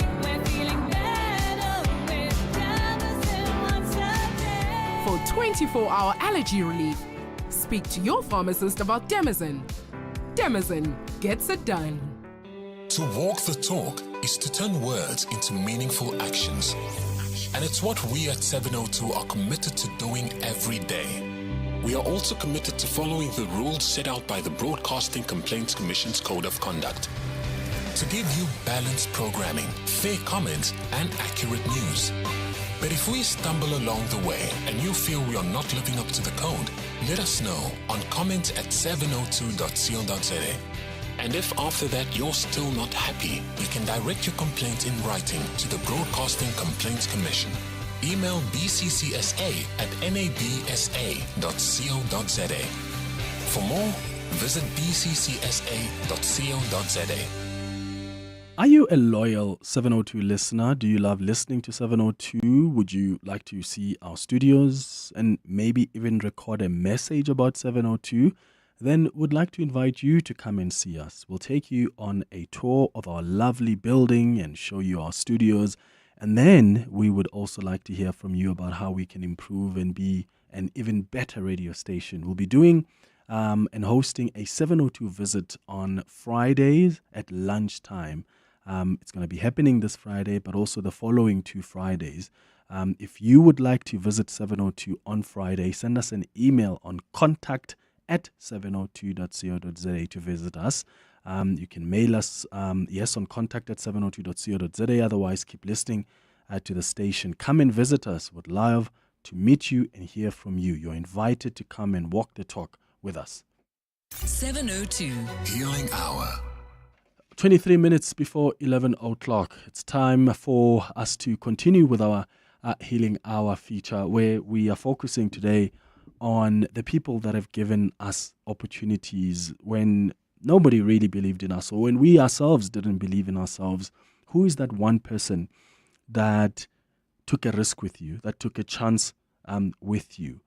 Someone who believed in you perhaps when you didn't believe in yourself, or gave you an opportunity when you even knew you didn't deserve it. Was it maybe the boss that hired you? Was it a loved one who made a financial sacrifice for you? Maybe for your education or for your business, someone who just invested in your business or believed in you as an entrepreneur. Maybe it's a partner for you who supported you during a difficult time or during a career change, or a mentor who invested in you, or maybe a friend who stood by you even when you made a mistake. Who took a risk on you, and how did it impact your life? You can give us a call to share your story with us on 011-883-0702. We're taking your WhatsApps on 072-702-1702. Mushere, you're in Pretoria West. Good morning. Yes, Clement. How are you this morning? Good, man. Go ahead. All right, man. Clement, for me, it will be memorable. Clement, look, I struggled with maths from primary until grade 8, where, of course, I was attending, it was 5 kilometers away from where I was staying. Then I failed grade 8. Maths was a difficult subject for me to start. The way it was taught and the way people were saying, I was getting 5%, 4%. After failing, then there was a school which was reopening away at my home place. Then I went to the school. I happened to meet this teacher, Mem Rapotle.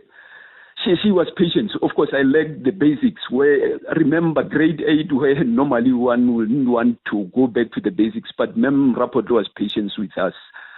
Where I did manage to start obtaining 80%, 85% in maths. Where for me, it was a subject, the stream that I was going to leave and maybe go to choose another stream. Then after that, I managed to choose the science stream because of the assistance from Memra Potle. Going back, giving us the basics. For me, I'll forever be grateful to Memra Potle, because even when I proceeded with my academic education, maths was one of the subjects that I started enjoying and loving. Because of Memra Potle really being patient with us, some of us, to say that, let me go back to the basics, even to give us after classes, in order for us to grasp and understand that maths is one of the subjects that you can, once you have the basics, it's easier to really love the subject and also do the subject. And also make it a point that every day you need to practice maths in order to be able to master it and also enjoy it. Amazing. Mashere, thank you for your call, man. Bogale, you're in Macau. Good morning. Hi, Bogale. Morning, Clement. Yeah, go ahead, man. Morning. Yeah, and morning to everyone. And thank you for opening up such platforms, Clement. Clement, I really want to give thanks to this one, Makonza, who granted me an opportunity when, against all odds. My name was tarnished in the finance department when I was doing my intern in Losberfontein. But, the way she opened up her hands for me, her arms for me, it was amazing. She even exalted me to a position where I didn't even really expect, because it even rubbed onto the manager, who was so hard to please. I was recognized even at the management area in Rustenburg. I was the only intern at the end of my term who elicited the response from whatever the action from the management area for someone at that level to come and give a speech about my contribution there. So I really want to give thanks to Makonza. She really did some great things with me there. Amazing. Mogale, thank you so much for that. Rafad, you're in Rodeport. Hi. Hi, Rafad. Hello. Hi, Rafad. Go ahead. I just want to thank my bosses. There are two, a husband and a wife. I've been working for the complex for 19 years, and I've been working for these people also. Until now, I'm still working for them Saturday and Sunday as a gardener. But then when I was having challenges from the complex, because the complex getting bankrupt and they were struggling to pay me, and I explained to them, I said, hey, I'm having a challenge here. Then they sit with me. They said, oh, okay, let's help you. What do you want? I said, okay, can you assist me maybe to buy me a car so that I can be Uber driver? Then they said, okay, it's fine. They bought a new car. They gave me the car. They told me that I can pay them any amount that I want to pay them. Wow. Because they don't want to give me pressure like I must pay them maybe 10,000, 20,000 a month. The rest, I can support I myself, and I must support my kids to take them to school. So I really appreciate the belief on me, and I'm happy for them, and they are very good people. Oh wow, Rafad! How long were you working for them as the gardener? 19 years. Until now, I'm still working for them Saturday and Sunday. And then during the week, you Uber, you work with your car? Yes, Monday, Friday, I'm doing my Uber. Wow, that's amazing, Rafat. That's really incredible. Yeah, they're good people. You're blessed to have people like that you work for. Thank you for sharing that story, Rafat. Thank you, man. What a story, hey? Vanessa, you are in Johannesburg. Hey. Hi, how are you, Clement? Good. How are you? I'm good. So I would like to appreciate my stepdad, Johannes Mashiane. When I started going to tertiary, he took over my tertiary fees. And ever since I was done with my degree, he's been encouraging me to please do your honors. It took a long time. I think I delayed the process myself. It took about 9 years to get to it. So this year I am doing my honorary degree, and it was because of him pushing me. Whenever I see him, he would always ask me, please do it. I know you can. So this year I'm doing it, and I hope to make him proud. And I just want to say thank you very much for him always instilling the best, knowing that I can be the best of myself. Amazing, Vanessa. Thank you. Thank you for that. And shout out to your stepdad. Let's go to Macintosh in Centurion. Macintosh, hi. Hi, good morning, my lord. I hope you're well. Sure, I am. Go ahead. Good. So for me, there are two teachers that impacted my life. I was a teenager. I was an A student who used to sit in the back and get 80, 90%, 100%. But inside me, I had such deep anger that impacted me very badly, because I had learned that my dad, the person that I saw as my hero, was the one that had killed my mother when I was 5 years old. And this teacher one day after school called me and wanted to know why, when I was an A student, number one, I sat at the back and had no friends. And when I told her my story, she taught me the value of forgiveness, number one. But number two, accepting that situations that you can't help and you don't have the ability to change, you cannot change. Her name was Cheryl Wood. It was an Irish teacher. She's now back in Ireland, and I will always appreciate her. And fast forward, I was studying in the UK around 2005 and 2006, and I was visited by another teacher when she was in the UK, and we were taking pictures at the Westminster Abbey in London. There were 3 words that she said to me that still ring to this day. She said to me, of the loss that we had at the school, you're a pioneer. And so as a result of that, no task or challenge is too big for me, because I always remember those words. Macintosh, you're a pioneer. And so those 2 teachers for me, Mrs. Elaine Smallbones and Mrs. Cheryl Wood, will always impact my life. Oh, bless them. Oh, bless them. What a story, Macintosh. Thank you, man. Thank you for sharing that with us. Thank you, my Lord. Thank you. Sure. Let's go to Lucky in Soweto. Lucky, hi. Hi, Clement. How are you? Sure, man. Go ahead. I'm good. I'd also like to thank my 2 professors, which is Prof. Lambert and Dr. Mulbau. So these 2 people saw a potential in me when I didn't even have good matric results. So how they did it was, so I went for an interview. I wanted to do emergency medicine, but I didn't have the marks. So they took me in and they said, you'll do a bridging course. And in that bridging course, I learned some things, and I passed that with cum laude. And then afterwards, they gave me a bursary. Then I was able to study. And post that, I'm now an emergency practitioner. I am also 2 degrees after, and I'm also a master's student. So those people really impacted my life in a very positive way, because if it wasn't for them, I would think I'm stupid, firstly. But now I know that I wasn't stupid. But it was a matter of being in a disadvantaged background. Because with the right teaching materials, with the right skills, I just thrived in my life. And I am thriving. I'm currently doing my master's as we speak. Amazing. And it is also going nicely. So what I'm trying to say here is, sometimes it's not what we know or the current situation we are in. It only takes one person to see your potential, and then eventually you thrive.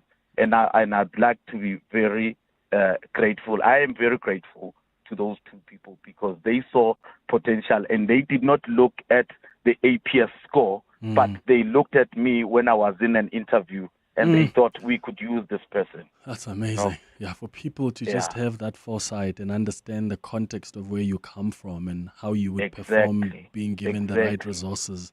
That's amazing, Lucky. Oh, I'm getting goosebumps just listening to your stories, guys. Thank you for sharing that with us, Lucky in Soweto. Teddy, you are in Cape Town. Hi. Hi, Clement. How are you? Good, man. Go ahead. Clement, my story is of I'm a small business owner, entrepreneur. Currently, I have a business at the Cape Town airport at domestic departure. Yeah. I have just like a couple of people, because as an entrepreneur, a small business person coming from Kailicha with no resources, but having people that listened, and when you knock on doors, people open the doors. Being in the city of Cape Town, being black, it's not very easy. It's not easy, to get people to listen to you. But I had entities like Cape Town Tourism. I had even people from AXA, where I submitted my application back in 2019 during the COVID time. And for them to come back at the time, they said, no, Teddy, sorry, we don't have any space for you at Cape Town Airport, but we'll keep your profile with us. If anything happens, if any changes, we'll come back to you. And at the time, the opportunity didn't happen for me. And then again in 2023, they called me. They said, Teddy, do you still remember us? You submitted an application. Would like to listen to you. please resend us an updated business profile. Now, at the time, Clement, I had no resources, but I had people around me as I have been pushing my business since 2017. So I had business funding from various entities of government. And those are the people that I could go back to Cape Town Tourism and getting this opportunity. I have no money, but they believed in me. They believed in my vision. They saw something that I myself did not even see in myself. Yeah. And, having to wake up early in the morning, 4:30, take a taxi to Cape Town Market, back again home, travel again to Cape Town at the time because I had a small kiosk in Long Street, where I operated my business. I mean, I wake up every day and then I cannot believe how my life has changed. And also for me, it's like a dream each and every morning to wake up, walking in the Cape Town International Airport, a massive space that I'm from Khayelitsha, owning a business here with no partners, owning this business alone. Wow. The hard work that people saw in me, it's amazing. It's the paid people off. from outside that listen, Where are you positioned there at Cape Town? You said domestic in front departures. of Gate A11. In front of Gate A11. In front of Gate A11. A11, yes. All We right. call Smoothie on the go. I'll come say hi, Teddy. I always look out for you when I see your post on you're in Cape Town. I always come to the airport. I'm hoping to run into you, Clement. I'm gonna come. I'm gonna come to you. I promise. I'm gonna come to you. I'm due for a Cape Town trip in a few days, so I'll look out for you. I'll definitely. In fact, I'll take your contacts now. If I don't find you, I'll give you a call. Thank you for calling us, Teddy, and well done. Well done. You've done that, right? What you have done there, that's all also your efforts. And we must learn to also appreciate ourselves and our efforts. Today we're celebrating people that have given us opportunities, but I really want us to also take a moment and be grateful to God or the higher power, your ancestors, whatever you believe in, for having given you the strength, for having given you the resilience to also hold on, because there are some of you that could have probably given up. But there's something that was the driving force in you. And there's someone or something or some power that was behind that driving force. And I think it's important for us to just pause sometimes and just appreciate that, our resilience. Tsepang, you are in Pretoria. What's your story? Good morning. Morning, how are you? Hey, Tada. I'm fine. Yeah, I'm a shop steward now for a union. And then 2010, to cut it short, I had a metric only. And, going through challenges, we try to apply for positions, you lose everything. And then one of my comrades, Piana Ramuad, he said to me, you know what, you need to go back to school. I said, and I went back to do my engineering studies. I failed first block. Then he pushed me. And then there was a course at Wits, whilst I was busy doing my engineering diploma. There was a course at Wits where to deal with the regulations of the sector, like your radio and so on. Yeah. And there's a comrade, Totlante, who said, Japan, you need to attend this course. I said, when we arrived there, we found our classmates were members of parliament. And just imagine, you are so clueless, young, you find people from parliament. And some of my comrades ran away. They didn't come back, and I said, you know what? Let me push. I finished the course. I finished my engineering studies, and then last year, 2024, I was graduating with my LLB. Amazing. And because of Toton Teto, Pian Ramuadi, and also Brichavalala, they said, you know what? We see potential in you. Go back to school. As I'm talking to you now, I'm busy with my articles. It's not easy. Every day after work, you need to go to law school and so on. And, I had a different perspective before about the unions, that you just need to do radical fighting. Little I knew that there are people that will see potential in me. And those three gentlemen, they did wonders for guiding me till today. And I always thank them. Even last year when I was graduating, I phoned them, I wrote about them on Facebook, all of them. I said, you know what, thank you very much for seeing potential in me, and I will never disappoint them. Yeah. That's a great story, man. Thank you for that. So you're in Fendale. Hi. Clement, how are you? Hey, Tada.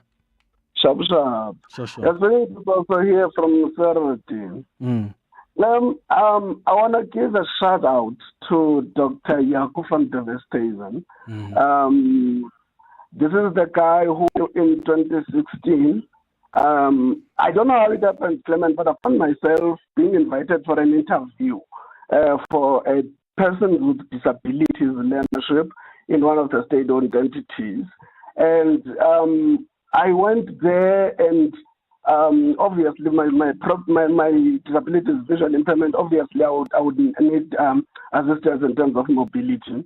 So Dr. Jaco took me from reception to the boardroom where the interviews were done, and I got to be interviewed. And I remember he was sitting with one of the companies that were going to be rolling out the training for the leadership by the name of Brenda Mulloy. So the question that they asked immediately after the interview was, where has he been? And I didn't understand at the day what it meant. By that very same day, I got a call on the way back home that I should be coming on the 5th of October to come and start the learnership. This guy said, I am not going to place him in another department, Dr. Jaco van der Westhuizen, that this one is going to be under my team. So he taught me all the learning and development things that I know today. As a result, Clement, I am now a qualified skills development facilitator with visual impairment. During this learnership, I've obtained so much, Clement. Due to this learnership and the mentorship by Dr. van der Westhuizen, I've managed to get a wife. I'm married. I have children. I have a qualification, Bachelor of Commerce in Human Resource Management. I also have a skills development facilitator course. And I'm telling you now, Clement, that I'm one of the passionate skills development or human resource development people you can find in the country. Thanks to that one particular Dr. Jaco van der Westhuizen, who thought, you know what, this guy, I see a lot of potential here. I'm going to take this chance.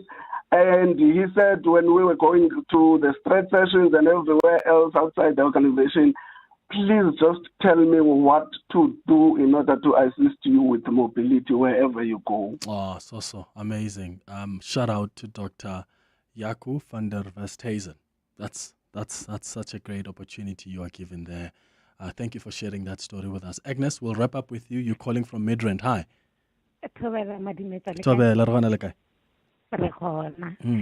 Clement, you're speaking to Agnes. I just want to say hi to my boss, halala to my boss. Her name is Trifinas Baitan, my matron. I met her during lockdown, had lockdown 21 days, which was 2020. She was my client by then. And then 2022, she offered me office work that I've been home for 8 years without doing it. And I'm still with her today.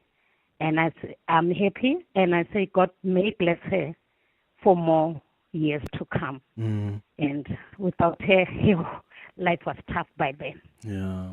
It was very tough. As a mother, being home for 8 years without an income, it was not easy. Shout out to her, Agnes. Thank you so much for calling us. It's 2 minutes now before 11. Smart Steve from Momentum. Hello. Stivovo. Tibos. So I got a car and home insurance with Momentum Insurance. Me too, Tibos. Mamela, listen, I have a claim, but I'm not sure about the self-service. I'm only familiar with online dating. You know, swipe left, swipe right. Like, I just found out COB doesn't mean chicken on the bone. Oh my goodness, Tibos. It's on your Momentum app. Your claim is automatically sorted in just minutes. Safety for sure. Yo, thanks, Steve. SMS quote to 42024 to join now. Momentum Insure, keeping you safe on your journey to success. Momentum Insure is an authorized non-life insurer and FSP. Standard SMS rates and T's and C's apply. FSP 22789.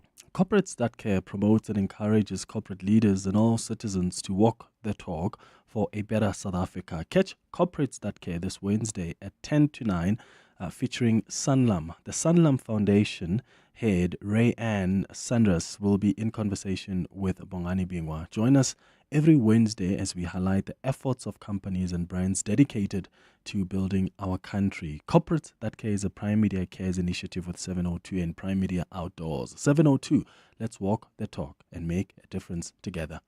With the wave of a wand, the magical sale is back at Dis-Chem Baby City. Stand a chance to win your share of 170,000 Rand worth of baby hampers when you spend 1,000 Rand or more. Spoil your little one with our amazing products and you could discover awesome prizes filled with baby stuff. Just swipe your Dis-Chem or Dis-Chem Baby City benefit card to enter. Shop at your nearest Dis-Chem Baby City store or online for magical sale offers from Thursday 24 to Monday 28 April. This is EWN. Good morning, I'm Sfiso Zulu. The Vatican has announced that the funeral of Pope Francis will take place this coming Saturday at 10 o'clock in the morning in the square in front of St. Peter's Basilica.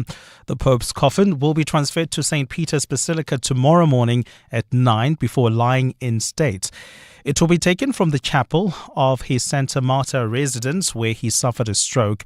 The Pope's body was viewed during a service yesterday in the chapel of Casa Santa Marta. Francis was wearing his red papal vestments, a mitre on his head, and had a rosary between his fingers. World leaders, including US President Donald Trump and Ukraine's Volodymyr Zelensky, have confirmed that they will attend the funeral. Tributes continue to pour in from around the globe as his home country, Argentina, prepares for a week of national mourning. So praying for him and being with my fellow man to be able to pay respect to him is a kind of a tribute that I can give to somebody who's dedicated his life to develop peace and spirituality among humans. To pray to the Holy Spirit to guide them to choose someone that seems like or similar to Pope Francis, a reformer of the church. As the DA prepares to make its submissions for an application in the Western Cape High Court to stop the VAT increase, it remains emphatic that the hike is anti-poor. The court is this morning hearing oral arguments on the DA and EFF's application to interdict the implementation of a 0.5 percentage point increase to value-added tax. Both parties allege there were some violations in parliamentary procedures during the passing of the fiscal framework, which includes a VAT hike. However, the finance minister has filed an opposing affidavit disputing this, saying the increase will come into effect on the 1st of May. The DA's Mark Burke spoke outside court this morning before proceedings. That will lead to further poverty as a result of taking money from people who can't afford it and giving it to people who don't know what to do with it. We are opposed to a bulldozing budget that will lead to more South Africans wondering why their house values have gone down for another year in a row, year after year. And we're opposed to a bullying budget that will force young people to realize that they will be poorer than their parents. Meanwhile, Action SA's Alan Bisley says the DA is also complicit in raising the VAT. Action SA can reveal that through a damning parliamentary reply, that the DA's Deputy Minister of Finance, Sarapin, was intimately involved in the budget process, particularly drafting of the original 19th of February budget speech, which included the deeply unpopular 2% VAT increase. The DA's leadership denied any knowledge of the 2% VAT increase, and it is clear from this parliamentary response that they in fact had an intimate knowledge of the proposed VAT increase. The main trial into the disappearance of Jocelyn Smith is set to resume today with a cross-examination of the investigating officer in the case. The trial was put on ice recently to test the admissibility of confession statements by co-accused Jacqueline Apollos and Stefano van Rijn, who claimed they had been tortured by police to implicate themselves in the child's kidnapping last year. Jocelyn's mother, Kelly Smith, Apollos and Van Ryn are charged with kidnapping and human trafficking in the Western Cape High Court sitting in Saldanha Bay. Carlo Peterson reports. An anti-kidnapping unit detective is expected to take the stand to be questioned about his investigation into the little girl's disappearance. Defence attorney Nobaghle Mkabayi, who represents Stefano Van Ryn, is set to cross-examine state witness Captain Wesley Lombard about why he arrested her client. Lombard previously told the court when he took over the investigation a week after Jocelyn went missing, he became suspicious about Van Ryn's initial statement to police. Van Ryn had claimed Jocelyn was not home when he visited co-accused Jacqueline Apollos on the day the child went missing. Lombard told the court Apollos had a conflicting account. Judge Nathan Erasmus ruled that confession statements by Apollos and Van Ryn can now be used as evidence in the main trial. Carlo Peterson, Eyewitness News. And in the capital, the High Court will determine today whether the Senzo Meyiwa trial will proceed or if one of the accused will be left without a lawyer, causing another snag in the trial. Last week, the case resumed with the lawyer representing the second accused expected to begin cross-examination of the investigating officer Bongani Gininda. But he could not proceed, telling the court that he's not ready. It's been 10 years since the Bafana Bafana captain was shot at the home of his girlfriend singer Kelu Kumalo, and 5 men are being tried for the crime. Khomotso Modisa reports. When Tulani Mgomezulu, the lawyer representing Muzisbia, died last year, Advocate Charles Mnisi, the lawyer for the alleged gunman Mtobisi Mncube, agreed to represent him. But he's been unable to proceed, saying there are thousands of pages he needs to familiarize himself with. This is despite having asked the court for 3 weeks to prepare and Judge Ratamo Kwatlen giving him over 2 months. Last week, Mnisi seemingly abandoned his client, Sbia. If the court is saying that I should come next week ready to proceed with the matter, why not? Then I'm going to request that I be excused from representing accused number one because I can't do that. We can say that Thank on you. Tuesday. Yes. But this case is postponed to Tuesday. This morning, the court will hear from Nisi if he's ready to proceed or if Sbia, the man who allegedly kept watch on the night Senzo Meyiwa was killed, will be left to find a new lawyer. Khomzo Modise, Eyewitness News. Gold is trading at $3,449.21 an ounce. The rand is at 18.63 to the dollar, 24.93 to the pound, 21.43 to the euro. Brent crude oil is at $67.08 a barrel. And in the traffic, we've got delays on a main reef road towards the M2 exit. This is due to an accident reported along this route. Please be on the lookout and approach with care while traveling in a Bedford View. Delays on the N12 West between Edenville Road and the Glulis interchange. That's due to roadworks taking place right along the R24 and the N12 merge. A partly cloudy day in store for Gauteng with showers and thunder showers expected. The temperatures will peak at highs between 23 and 24 degrees. The top story in EWN this hour. The Vatican has announced that the funeral of Pope Francis will take place this coming Saturday at 10 a.m. in the square in front of St. Peter's Basilica. EWN, in touch, in tune and independent. For the latest, visit ewn.co.za or download the EWN app. You're with Clement Manyathela On 702. Let's Walk the Talk, streaming on the Prime Media Plus app. DSTV channel 856. 92.7 and 106 FM.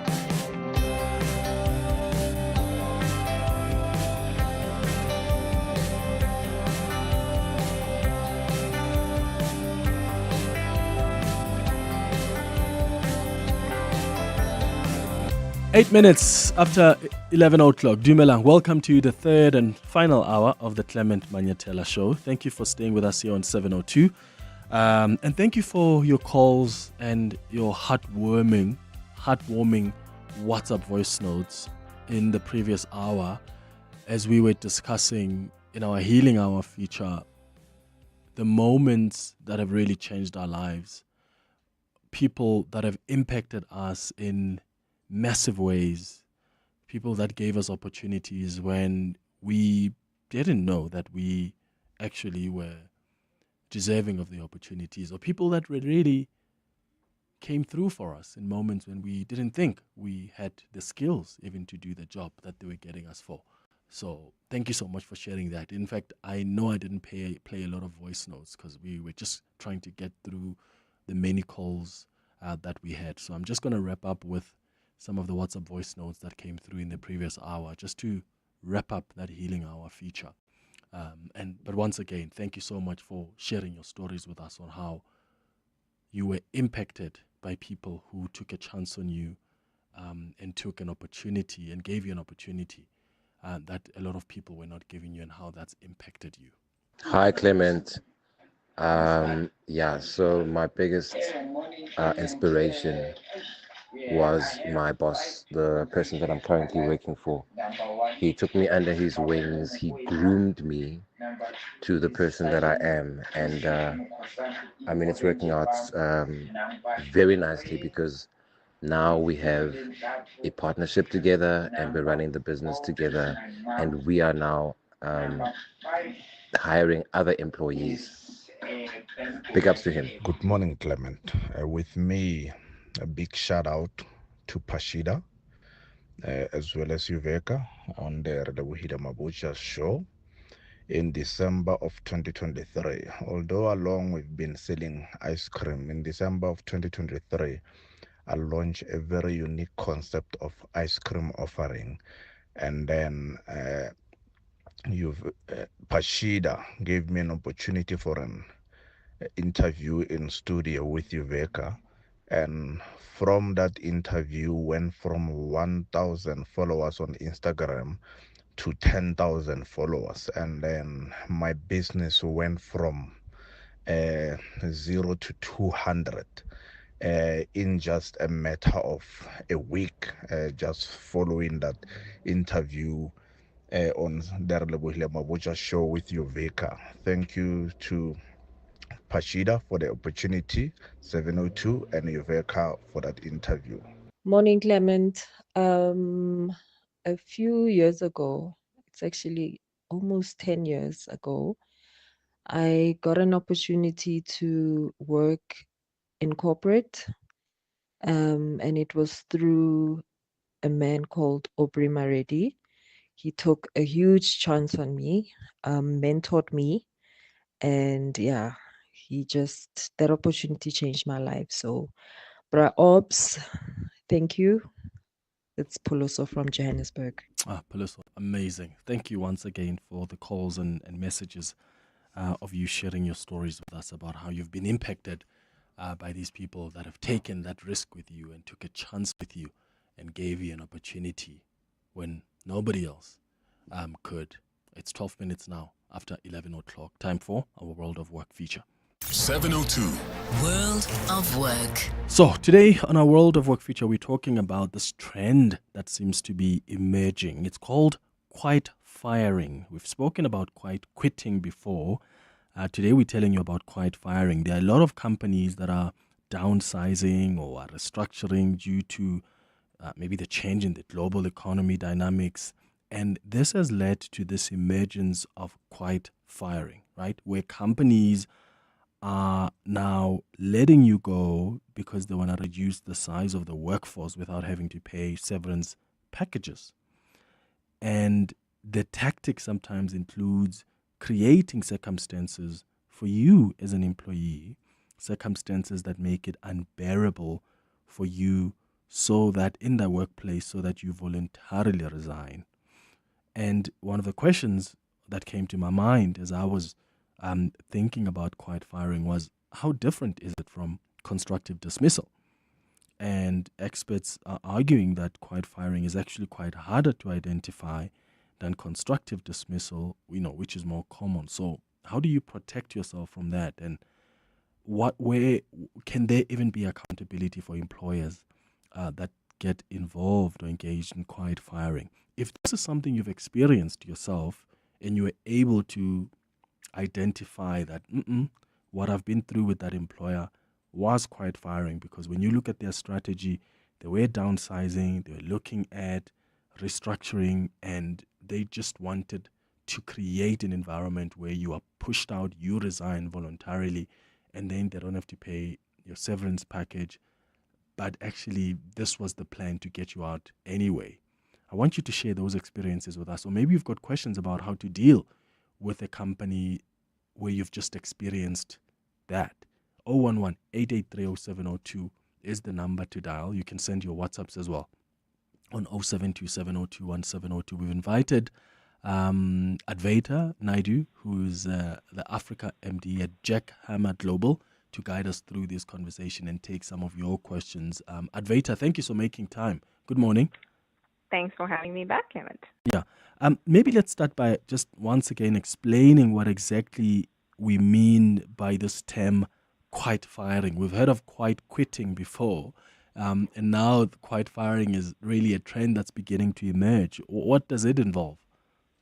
So I think there's probably a feeling that it might be just another buzzword that's being thrown around. So I don't want to make it seem that it's a sensational exposure. I do want to note that it is subtle, like you said. It's tricky to define and identify, and because we don't have any statistics on it just yet, it does seem like it's a bit of an amorphous concept because you can't really prove that it's what it was. So just to put it against constructive dismissal for a second, constructive dismissal is marked down as a category as covered in processes by the CCMA. It's usually targeted at a single person, and the requirements are clear. The workplace situation must have become quite intolerable that the employee has no choice but to resign.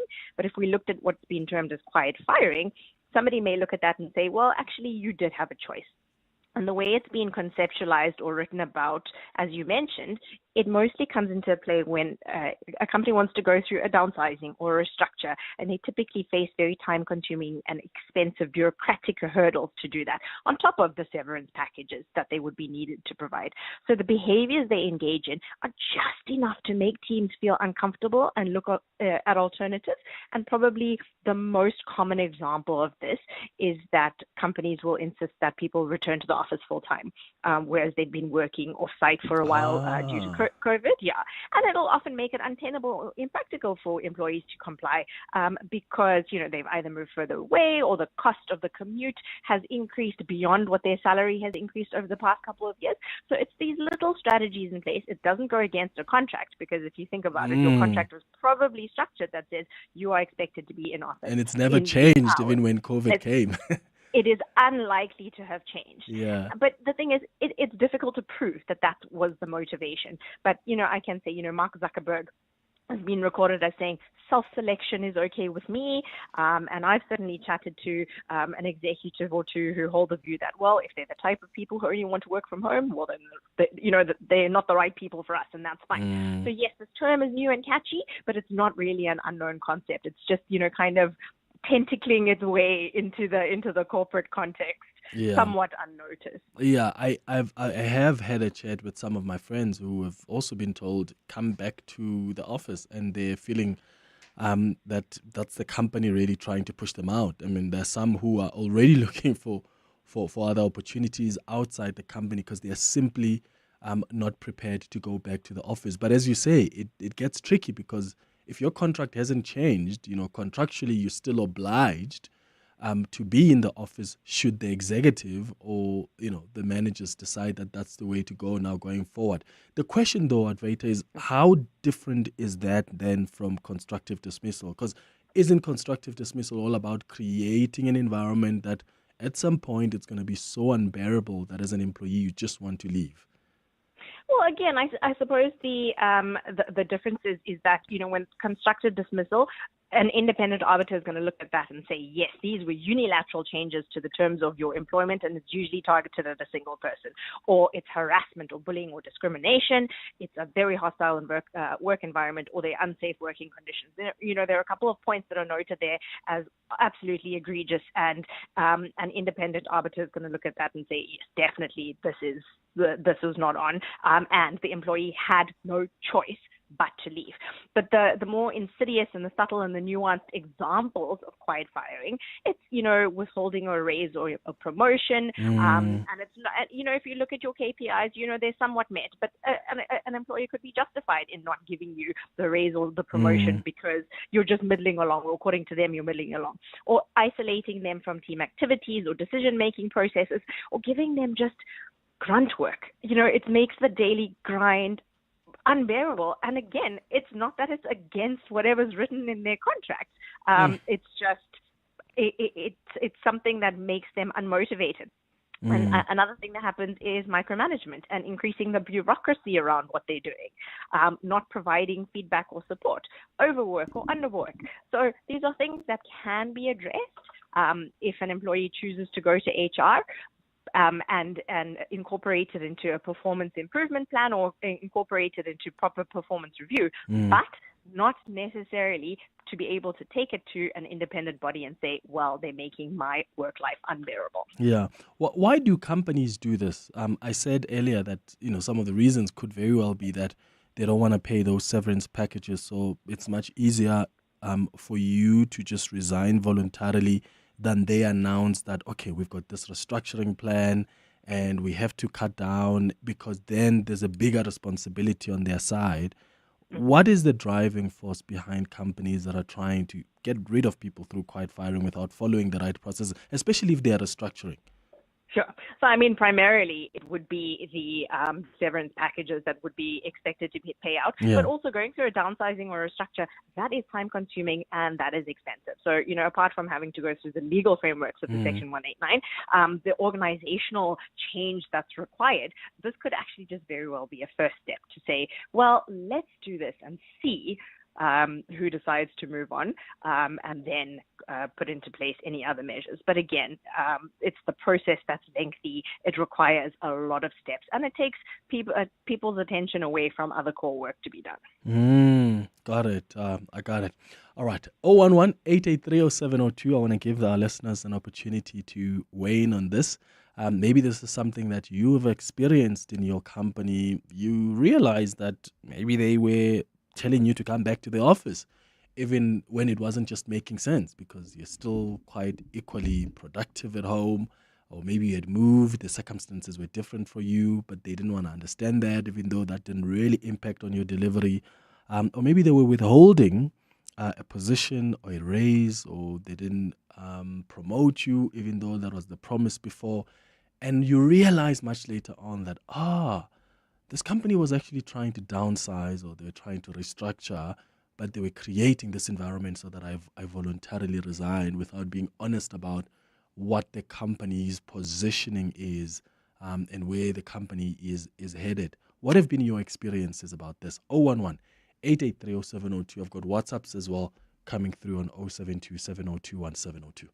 I think one of the harshest ways, the quiet firing, that I realized after the fact is a thing called Personal Improvement Program, PIP or PIP. It just frustrates you to a point where you're like, I actually am being micromanaged and I just want to leave and I'm being treated like an idiot. So you just end up leaving, only to realize that a week later they hire somebody else or they restructure. Yeah. Yeah, that's so weird. Yeah, Advaita, like that happens to you, and then you realize, there's no way that it's a coincidence that you were treated like that, and there's just so much basically pushed out, only for the company a week later or so to say, it's now restructuring. Because they could argue that, well, when that happened to you, it wasn't really part of our plan to restructure. This is just a decision we've only just taken now. And it's hard to see it in the moment, right? Because when you're in it, you're kind of you're doing everything you can according to this performance improvement plan. But I think to go back to the point about the cost-saving measure, I think it can be a cost-saving measure in the short term for them, but the long-term consequences just outweigh the immediate financial benefits. Because when employees feel undervalued, they don't just quietly leave; they will disengage first. And as soon as somebody is put on a plan like that, and it doesn't seem like there is any improvement despite their best efforts, this silent withdrawal will go to lower productivity, this loss of institutional knowledge, and really ultimately reputational damage for the company, because the short-term to medium-term performance will harm longer-term organizational reputation and credibility. Yeah, I've got some people saying this is something that they've experienced, and the question they're asking is, how do we protect ourselves? Like, what kind of protection do employees have if they maybe even suspect that they're being quietly pushed out? Yes, I think requesting and advocating for a transparent work environment and having expectations clarified probably reduce the likelihood of being quietly fired. I know in a lot of ways that puts the onus on the employees, and I will get to the employers just now. It may feel a bit transactional, but it really helps to document your work, especially accomplishments and positive feedback. And with every project milestone that you meet or at every opportunity for review, make sure that your manager is still engaging positively and giving you those positive reviews. Keeping the detailed records and the communication patterns really help. And then having the direct conversations, clarify the expectations, seek feedback, bring issues to light to make sure that anything that is not satisfactory is being addressed as soon as possible. And then I know a lot of listeners seeking support through HR often feels a bit troubling because a lot of people feel that HR operates on the behalf of the company. And yes, to a certain extent they do, but also raising the issue and spotlighting it as a concern means that it's out in the open. So it's just that much harder to hide. And then I'm afraid if the work environment really does become unsustainable, seeking a new role before reaching the breaking point is really probably the best protective thing you can do for your mental health, because you deserve to work in an environment where you are treated with dignity and respect. And this thing of quiet firing, it can be difficult to prove. Yeah. All right. Let's go to Sean, who's calling us from Johannesburg. Sean, good morning. Good morning. Hi. I was working for a company, and out of the blue, my manager came to me and said to me, "Listen, the numbers are down. This is a school environment. The numbers are down. So we're putting you from working full week, full salary. We're putting you onto half week, half salary, and then we'll review it in 3 months' time." And this just carried on without review for almost 2 years, up to the point where I just couldn't carry on anymore. They expected a full week's worth of work out of me in a half a week, complained when things weren't getting done to their satisfaction, but they've just given me half the time to do it in. And were paying me half a salary. Your expenses don't change. Everything is the same, but now you're supposed to survive on a half a salary. And do you think that was more constructive dismissal, Sean, where they're trying to make the environment difficult for you, or because there was a bigger plan in the company to maybe downsize or cut the number of people, and they just wanted you guys to leave without? Look, what they were doing, they were when people were leaving, they weren't replacing them, so the workload on everybody else doubled, including myself. And then what was happening is they weren't reviewing anything, so they doubled the workload, but was the staff were getting less and less, and everybody was being forced to leave. They were just making it miserable for everybody. Yeah, Sean. Thank you for sharing that with us, man, and I'm sorry about what's happened to you. Advaita, there's another example, and I suppose what's difficult here is that sometimes it's going to be tricky to be able to prove quiet firing, right? As opposed to how you would with constructive dismissal. Yes, I mean, obviously, I'm not an expert, so I can't make a pronouncement on, whether one was the other. But I mean, that does sound like a really terrible position to be in, and that does sound like a unilateral change on his contract. So I mean, it could go either way, really. But that sounds like a company really taking advantage of somebody who had no other choice. Yeah. Do you think that the workplace culture in South Africa makes people more vulnerable to quiet firing? Absolutely. I mean, we have a huge unemployment rate, and people are worried about what their alternatives are, and so might choose to stick it out in an untenable environment, hopefully while trying to find something else. But employers also need to realize that, unless they go and put the proper steps in place, anyone who is being quietly fired, again, as I said, is going to be disengaged. So, I mean, they need to really balance out what's important, having a disengaged workforce or, retrenching people in the proper and appropriate manner and allowing them the opportunity to go and find something else. Okay. And some advice for employers who may find themselves doing this because they thought, it's much easier for us to do, and they're maybe not even aware of the consequences it has. So, I mean, apart from the legal and ethical responsibility to create and maintain a safe working environment based on fair conditions, I mean, anyone who employs someone has that responsibility. But I think there's also a bigger concern about learning to lead better. In some instances, managers just don't know how to manage diverse teams. That means multi-generational, people who are in different phases of life, men and women, cultural diversity, neurodiversity, and as well as managing remote teams or people who work asynchronously. And a lot of leaders theoretically know what it means, but don't necessarily put guardrails or strategies in place to handle these. And so when it comes to unintentionally engaging in quiet firing, before we get to the ethical problems of them doing it on purpose, I think a lot of managers are just ill-equipped to lead these days, and quiet firing could very well happen with creating a disengaged workforce because you have disengaged leaders. Let me just wrap up with these messages that have come through. Hi, Clement. Certain management is just not decent. They will not pick. They will nitpick at everything, even your breathing rate, micromanaging adults to frustrate you to leave. Corporate is not for the faint-hearted. Another one says, Clement, a friend of mine was told the company he's working for was downsizing, and as a result, they were being let go, only to find out no one else in her department was told that. And she was also told this through the WhatsApp group, which is really, really, really quite questionable. Advaita Naidu, Africa MD at Jack Hammer Global, thank you for guiding us through this conversation. 11:30 now, time for the latest in Eyewitness News. Mbali, good morning. Thanks, Clement. A very good morning. Pope Francis's funeral will be held on Saturday as world leaders from US President Donald Trump to Ukraine's Volodymyr Zelensky say they will be in attendance to honor the Catholic leader. The Argentine pontiff died from a stroke yesterday, less than a month after returning home from 5 weeks in hospital battling double pneumonia. His funeral, which is expected to draw huge crowds, will take place at 10 a.m. in the square in front of St. Peter's Basilica at the Vatican. The DA has told the Western Cape High Court that VAT can only be increased after Parliament decides and not through a decision of the Finance Minister. The party has told the court that its case is about making sure democratically elected representatives in the National Assembly and National Council of Provinces must decide and not a minister.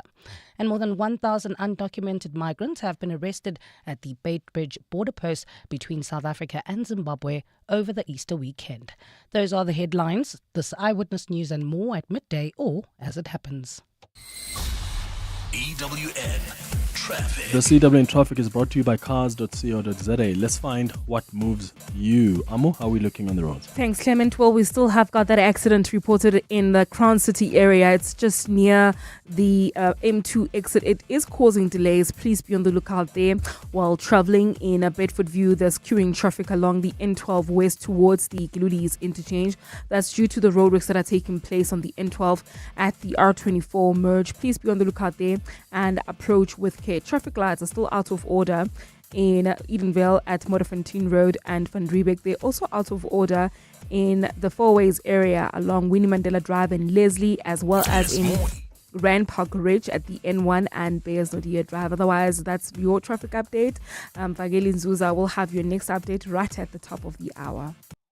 There's more EWN on air, online, and on the EWN app.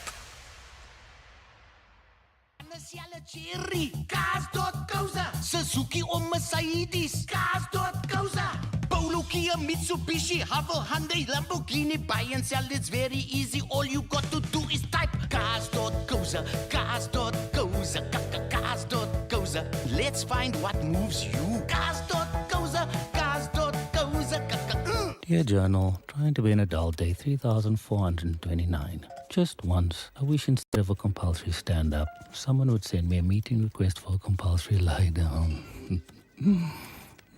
No wonder everyone hates millennials. Hating the corporate 9 to 5? Get covered at pineapple.co.za. It's easy and like 19 Rand a day, so it's 100% the insurance for you. Underwritten by Old Mutual Alternative Risk Transfer Insurer Limited, licensed non-life insurer and authorized FSP. Premiums are risk profile dependent. My family's struggling with snotty noses and phlegmy coughs. Oh no! Have you tried ACC? ACC 600 is a convenient one-a-day effervescent tablet from 14 years of age, or now also in a no water needed fruity flavored sherbet-like granules that dissolve in your mouth. Ideal for the on-the-go adult. Ask for ACC 600 effervescent or oral powder at your nearest pharmacy to get rid of the snotties and flemings. And trust, if it doesn't say ACC, it's not ACC. Mitsumania is here, and it's bigger than ever. For a limited time only, experience unbeatable deals on the Mitsubishi Outlander, Eclipse Cross, and Triton. For a limited time, you can get up to 90,000 Rand on deal assistance. Adventure, performance, style, whatever you're after, we've got it at a price that'll blow you away. But hurry, these deals won't last. Visit your nearest Mitsubishi dealership now, before time runs out. Mitsubishi Motors, drive your ambition. Managing your workforce shouldn't be complicated. That's why businesses choose Onacy, a proudly South African cloud-based payroll and HR solution. From payroll and e-recruitment to performance management and self-service tools, we streamline the way businesses handle their people. Scalable, secure, and always online, our system evolves with your needs because your workforce deserves the best. Switch to Onacy and experience payroll and HR done right. Visit onacy.com today. Oh, Shane, do you have a sore throat? The Andalex range of lozenges offers two options. At the first signs of an irritated, scratchy throat, use Andalex lozenges for dual action, soothing relief. But for a painful, inflamed throat, use Andalex C lozenges for triple action, pain relief. Andalex, SA's #1 choice for a sore mouth and throat. Andalex lozenges are available at all leading pharmacies and supermarkets. Just Andalex it. Are you Want to feel free? a loyal listener? Do you love listening to 702? Would you like to see our studios and maybe even record a message about 702? Then would like to invite you to come and see us.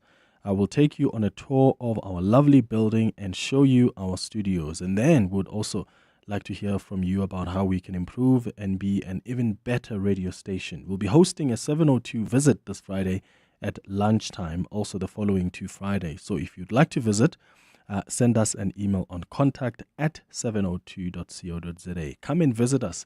We'd love to meet you and hear from you. You are invited to come and walk the talk with us.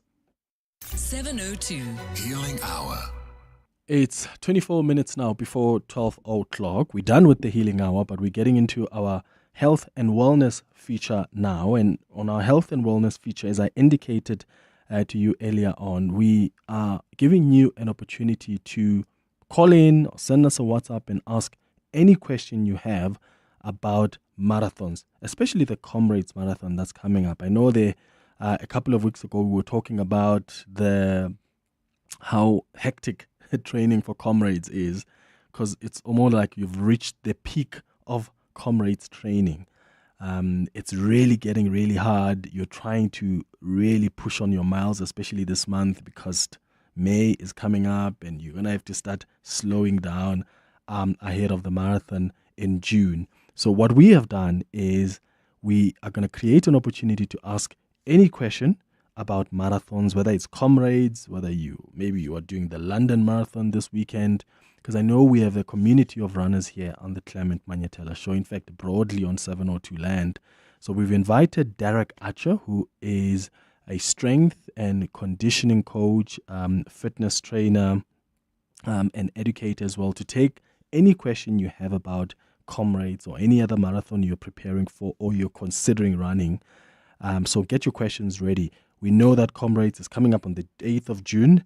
It's a down run this year from Pietermaritzburg to Durban. It's covering approximately about 89 kilometers. It will be the 98th running of the Comrades Marathon and the 49th down run. And this is the ultimate human race, right? Because of how challenging it is. It's the world's largest and oldest ultra-marathon race. So I'm taking your questions on 011-883-0702. Your WhatsApp's on 072-702-1702 with your questions. Derek, thank you so much for joining us, man. Good morning. Good morning, Clement. Thank you for having me. So the people who obviously have started for training for especially the comrades, and I'll start with that. And the last time, a couple of weeks ago, we were talking about how we've reached the peak. It's really becoming too difficult for us. What advice do you have for people who are going to be doing the Comrades Marathon now? Is this the month to really load on those miles, or is it the time to start really taking it easy? Look, most of the people by this stage should have done most of their big mileage. Most of them are on their very long runs.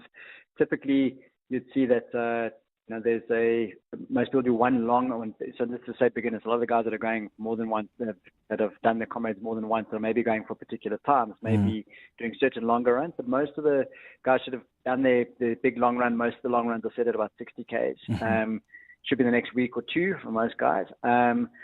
We also have to take into account that if hopefully everyone's done all their mileage prior to this and we're not trying to squeeze the last bit in, it's better to go in a little bit underbaked perhaps rather than overcooked. But at the same time, we've also got to remember, as soon as we start putting too much stress on, we also start affecting things like our immune system. And because it's sort of going into flu season, our biggest threat to our comrades finish at this point is someone getting sick. So we often see a lot of the guys, particularly in our gym, putting their masks on again and sort of make sure that everything's meticulously clean, just to make sure they don't get exposed to any of those bugs. But in saying that, you should really have done most of your mileage now, 3 to 4 weeks out, as we are, or just a little bit more than 4 weeks out. It's starting to put a little bit too much pressure on. But some guys have still got a bit of time left, and it ultimately boils down to what your preparation has been like. Yeah. And what about the down run? Does one need to prepare for? If it's a down run, what do you focus on? Should you be doing a lot of strength, a lot of conditioning, work on your legs a lot? What do you focus on? Look, the one thing with a down run, it places a massive amount of load on your knees and your quad muscles, your quadriceps, your upper thigh muscles, particularly where the gradient gets really steep. And, that shearing force on your legs, your body almost, you try to slow your pace down a little bit to control it going on the downhill, and that places a lot of strain on the muscle. That's why you can often see that after the down run, for a few days after, everyone's sort of limping around much more than you'd expect on the up run.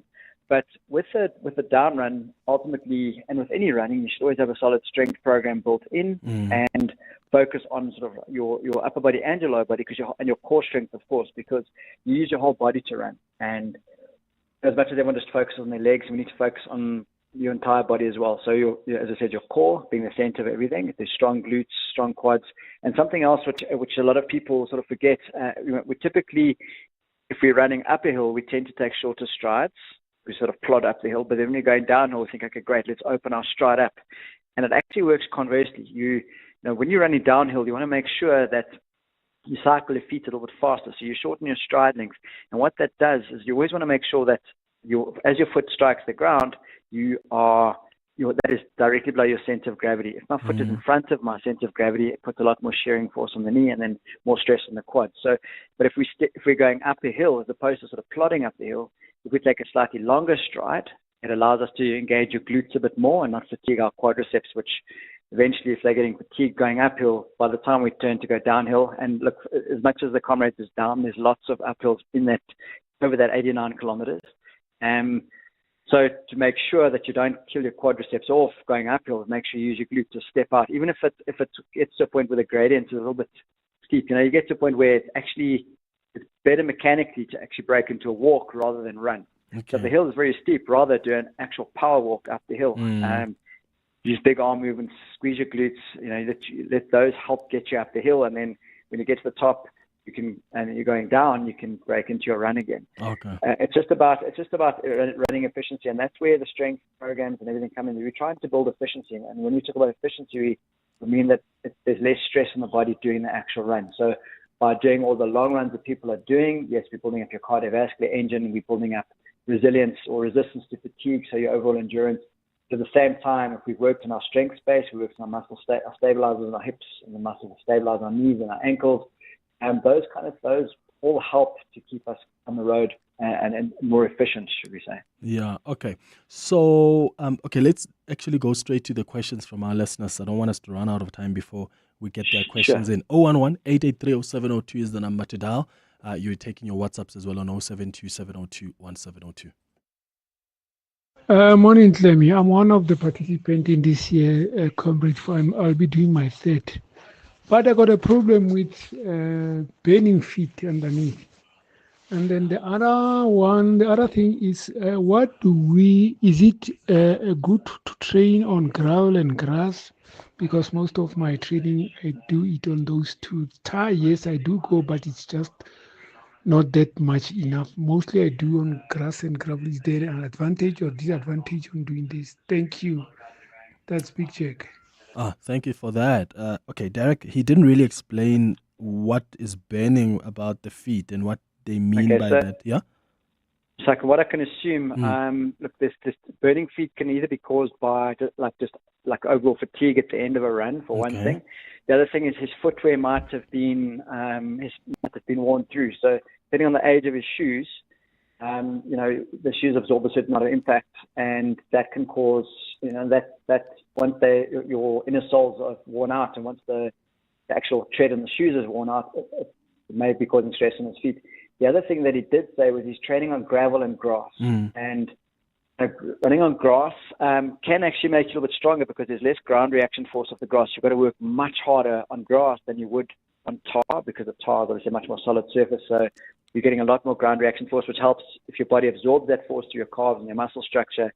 It can help propel you forward. So what also happens on the grass, when you're trying to go faster, you tend to dig your feet in a little bit more. And that also, as much as obviously making your calves work quite a lot, that might also be causing a bit of tension across the fascia on the bottom of his feet, just because his feet are sort of clawing into the ground to run. So that could be potential solutions, obviously, without having a proper assessment. I'm just sort of speculating here rather than giving a definitive answer. But running on grass is way harder, and it's running on gravel. What it does do, the carry over onto road, and often if you ask any runner that's gone from road onto trail running, for instance, where now your body's being challenged on multiple levels in terms of its balance, changes in gradient, those kind of things, but not only gradient, but also your camber, those kind of things are a little bit more hectic than on a road. Once your body's adapted to that environment, going back to run on the road actually seems a lot easier because everything in your body is contributing to your forward movement now because you're much more stable, your ankles are stronger. So there can be a nice crossover, and that's another alternative to training, another way to just give your training a bit of a break from road if you're always involved in the road. Obviously, within reason, not wanting to incur an injury. I think everyone's biggest fear now is, what happens if I get injured just before the time, or if I get sick? The last thing I want to do is jeopardize all that training that you've put together, or put in, all the hard work you've put in to get to this point. Yeah. Another question here says, hi, Clement, ask Derek there for me, how many miles should we be running per week as someone prepares for Comrades? Okay, so the Comrades, look, it's most of the programs we look at, the very basic stuff looks at distance. Okay, now the problem being that our body doesn't program distance. Our head understands distance, and we sort of look at our loads and it says, okay, you should be able to have around this number of kilometers per week.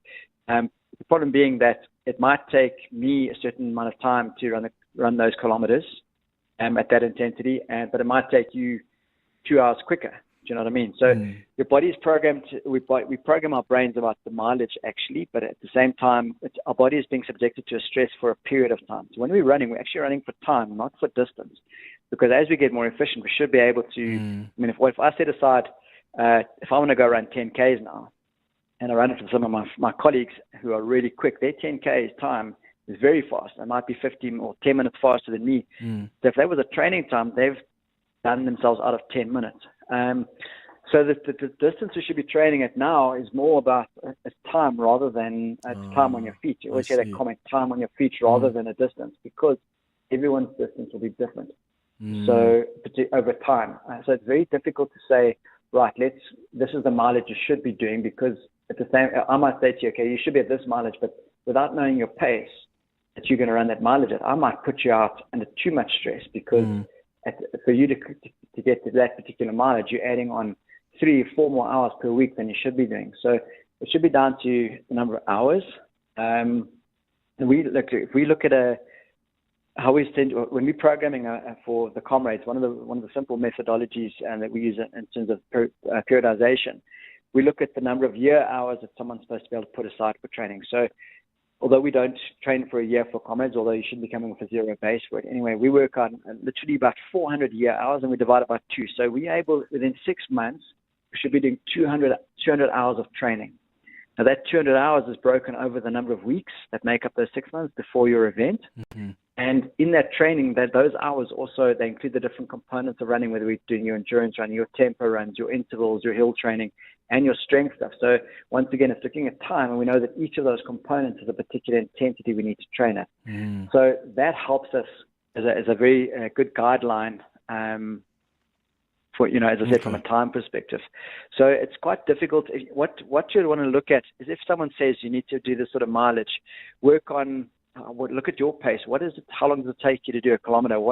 How much stress is that going to put you under? So, for instance, like I said, sometimes to go into the Comrades underbaked is better than to go into it too hectic. You still want to have, especially if you're not. Most people that run it are run for enjoyment. Well, I don't know. People might be a little bit sick if you think that's enjoyable, but just joking. But who just runs 90Ks just for enjoyment? Yeah, exactly. Who would run 89 kilometers and stuff like that? But seriously, so everyone's going to be different because we also have different environments to be working every day. If you sit the whole day and we've got to go out and do extra training, after sitting the whole day, we've got to make up a lot. But if you've got a job where, like ourselves, for instance, we are on our feet the whole day. If we're on the side of the rugby field on a Saturday, we do 25 kilometers of walking between our different teams and stuff like that. So you've got to take all of those other factors into account as well. And also remembering some of the Comrade stuff, you race, some of that race, you're definitely going to be walking. So you've got to build in your walking times as well. Okay. Tabang, you calling us from Kempton Park. Good morning. Good morning, Clement. How are you, sir? I'm all right, man. Go ahead. Yes, Clement. I would like to ask the coach. I've been a coach for the past 15 years, and I've got 10 comrades, by the way, and I'm impressed by your running these days, Clement. I'm trying. Well done on your 10 comrades, Taba. No, you're very good, and much respect to you. But getting on to the coach, I've always found myself as someone that uses some sort of an unorthodox training methods. What I'm going to say to you is, like, I see like a lot of coaches, like your conditioning coaches like yourself, believe more in like what bike training, as opposed to me, where I will take some of my my athletes. I think some of them that are more into the gym, I will say, okay, let's run with the tire on gravel and on grass. I've always believed that if I make you run on grass, your endurance becomes different. If I make you run on gravel with a tire, you develop certain muscles in terms of the speed. But, I've noticed that, the people that are spending more time in the gym, like the coach, they've got a different approach, and I always take my head off from them. And I'm learning myself to say, this day and age, I'm no longer training the Generation X, but I'm training people that are more into the gym. Yeah. When is it the right moment sometimes to advise on someone that is mostly, if you see that the person's running gait and biomechanism can compromise them when running Comrades, and how do you become sensitive to go to the podiatrist and so forth? So can the coach advise as to how do you also stop your athletes from doing too much? And since we're coming from the Easter weekend, where people were doing all sorts of, I wouldn't say crazy mileage, but I think people tend to go overboard. They want to over-prepare. Over-prepare. And my last question is, Coach, I have seen that some of the guys that are winning Comrades, they've got a leaner mass, like they've got like maybe they're quite slim, as opposed to people that have got like maybe like your gym type of body. But for how long do you think those guys can win Comrades, whether it's down or up, consecutively for 3 or 4 years? What is your take on that, Coach? Thank you. All right, Tabang in Kempton Park, thank you. Oh, that was a few questions there, Derek. I think the one that I got was around people who are overdoing it. What do your advice on that? Because I know sometimes we tend to over-prepare, and there was a question about going to gym, because Tabang says a lot of people he trains lately also go to gym a lot. He's asking about the watt bike, something that my coach normally also advises me to do as well. What's your take on that? Okay, so the first thing, obviously, a lot of people, this being the Easter weekend, we have the Easter 100 at Randburg Harriers Club, for instance, where they do a lot of mileage. So there's nothing wrong. I wouldn't say it's crazy. Some people have to use that time to catch up. Our most important thing here is, it's, like I said to you earlier on, that panic that sort of sets in, have I done enough? What we need to get across to people is that you don't get fitter, faster, stronger while you are training. You only get fitter, faster, stronger when you have proper recovery. So if you're going to put your body under big stress, like the guys from this weekend, are you giving yourself enough time during this week to recover, understanding that if you don't, or if it's on the weekend, you will not be rewarded as much as they would be if you took the time out. Okay, that's the first thing. The second thing, which he did mention, was, when we overdo it, what about pain and stuff? When you are in pain, you need to deal with that pain. There's a different kind of pain in the race. Remember, most of our training distances will never be the same as our race. I mean, we don't run a Comrades distance to train for Comrades. We train maybe 60 k's. We try to train our body to be efficient. So whatever nutrition we're putting in, we'll keep fueling that system that we can get to the end. And once we start, without a doubt, somewhere in the Comrades, it doesn't matter what our preparation's been like, we will experience some level of pain and discomfort. Hopefully not cramps and stuff, or injury. But our main thing here is we're going to work out, if I'm in pain, what is it from? Have I ever overdone it? Perhaps are my feet taking a hiding? And if they are, how can I unload them? And that's where the watt bike also fits in, because we can we can still work our engines properly without having the impact. So we use the watt bike sort of as off the feet training, but of cross training, so to speak, if you want to call it that. But also just to unload the joints and the feet and the knees and so on. And the watt bike's really good because it gives you, it enables you to also see for yourself on the watt bike which leg is dominant. Are you getting your push and your pull correct on that sort of thing? Because the graphics are very good on it, and it measures based on whether it's a watt bike pro or a trainer. It gives you a lot of different feedback. But for one thing, we shouldn't be, if people are in pain, you shouldn't train through pain. You've got to address that issue. Like I said, even if you get told you need to tap off a little bit, you're not going to go backwards completely. It takes a long time to detrain. If you've built up a really solid foundation of training, you won't detrain that much. It'll be more of a psychological battle than it would be a physical battle.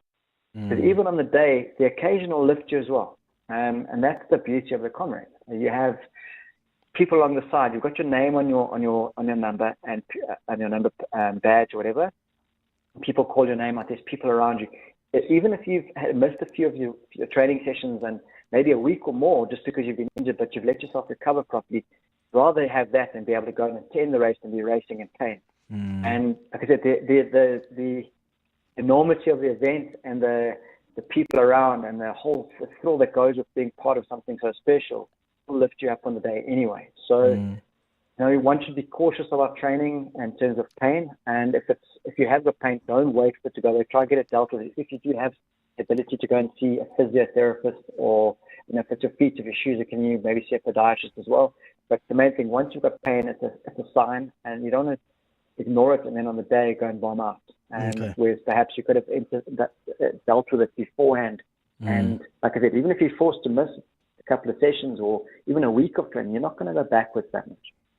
Not at this point. Okay, I've got 3 more questions that I want us to respond to in like a minute and a half, if we can, Derek, because I'm out of time. Sure. One person is asking about the food to eat. What should you be like? What is like? Should you be taking shakes? Must you be taking those electrolytes? What's the best stuff, nutrition to have with you before and also during the race?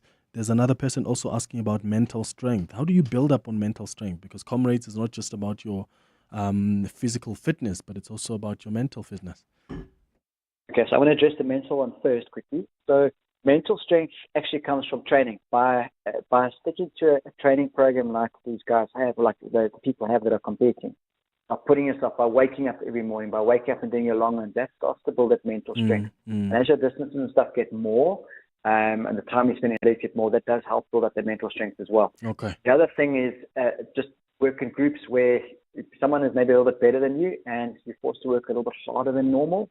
You listen to what your coach says if you're following a coaching with the coach, or if you're running in a group, get the group to push you a little bit harder, if they've got certain time. In terms of nutrition, look, all those nutritional things you mentioned, your shakes and those kind of things, all have different values in what we're doing in our race. So everyone's race nutrition is slightly different. Your electrolytes are very important. Those are the things, your sodium and potassium that we get in your rehydrate type drinks. You need those balance of salts in order for your muscles to continue contracting efficiently. When they're out of sync, that's when you start getting cramps. Yeah, got it. Derek, thank you so much, man, for making time for us. That's Derek Archer, a strength and conditioning coach. In just 10 years, over 850 million winners have shared more than 31 billion rand with the National Lottery. That's not a dream, that's real money, won by real people, right here in Mzansi. So the question is, why not you? The next winner could come from your hometown.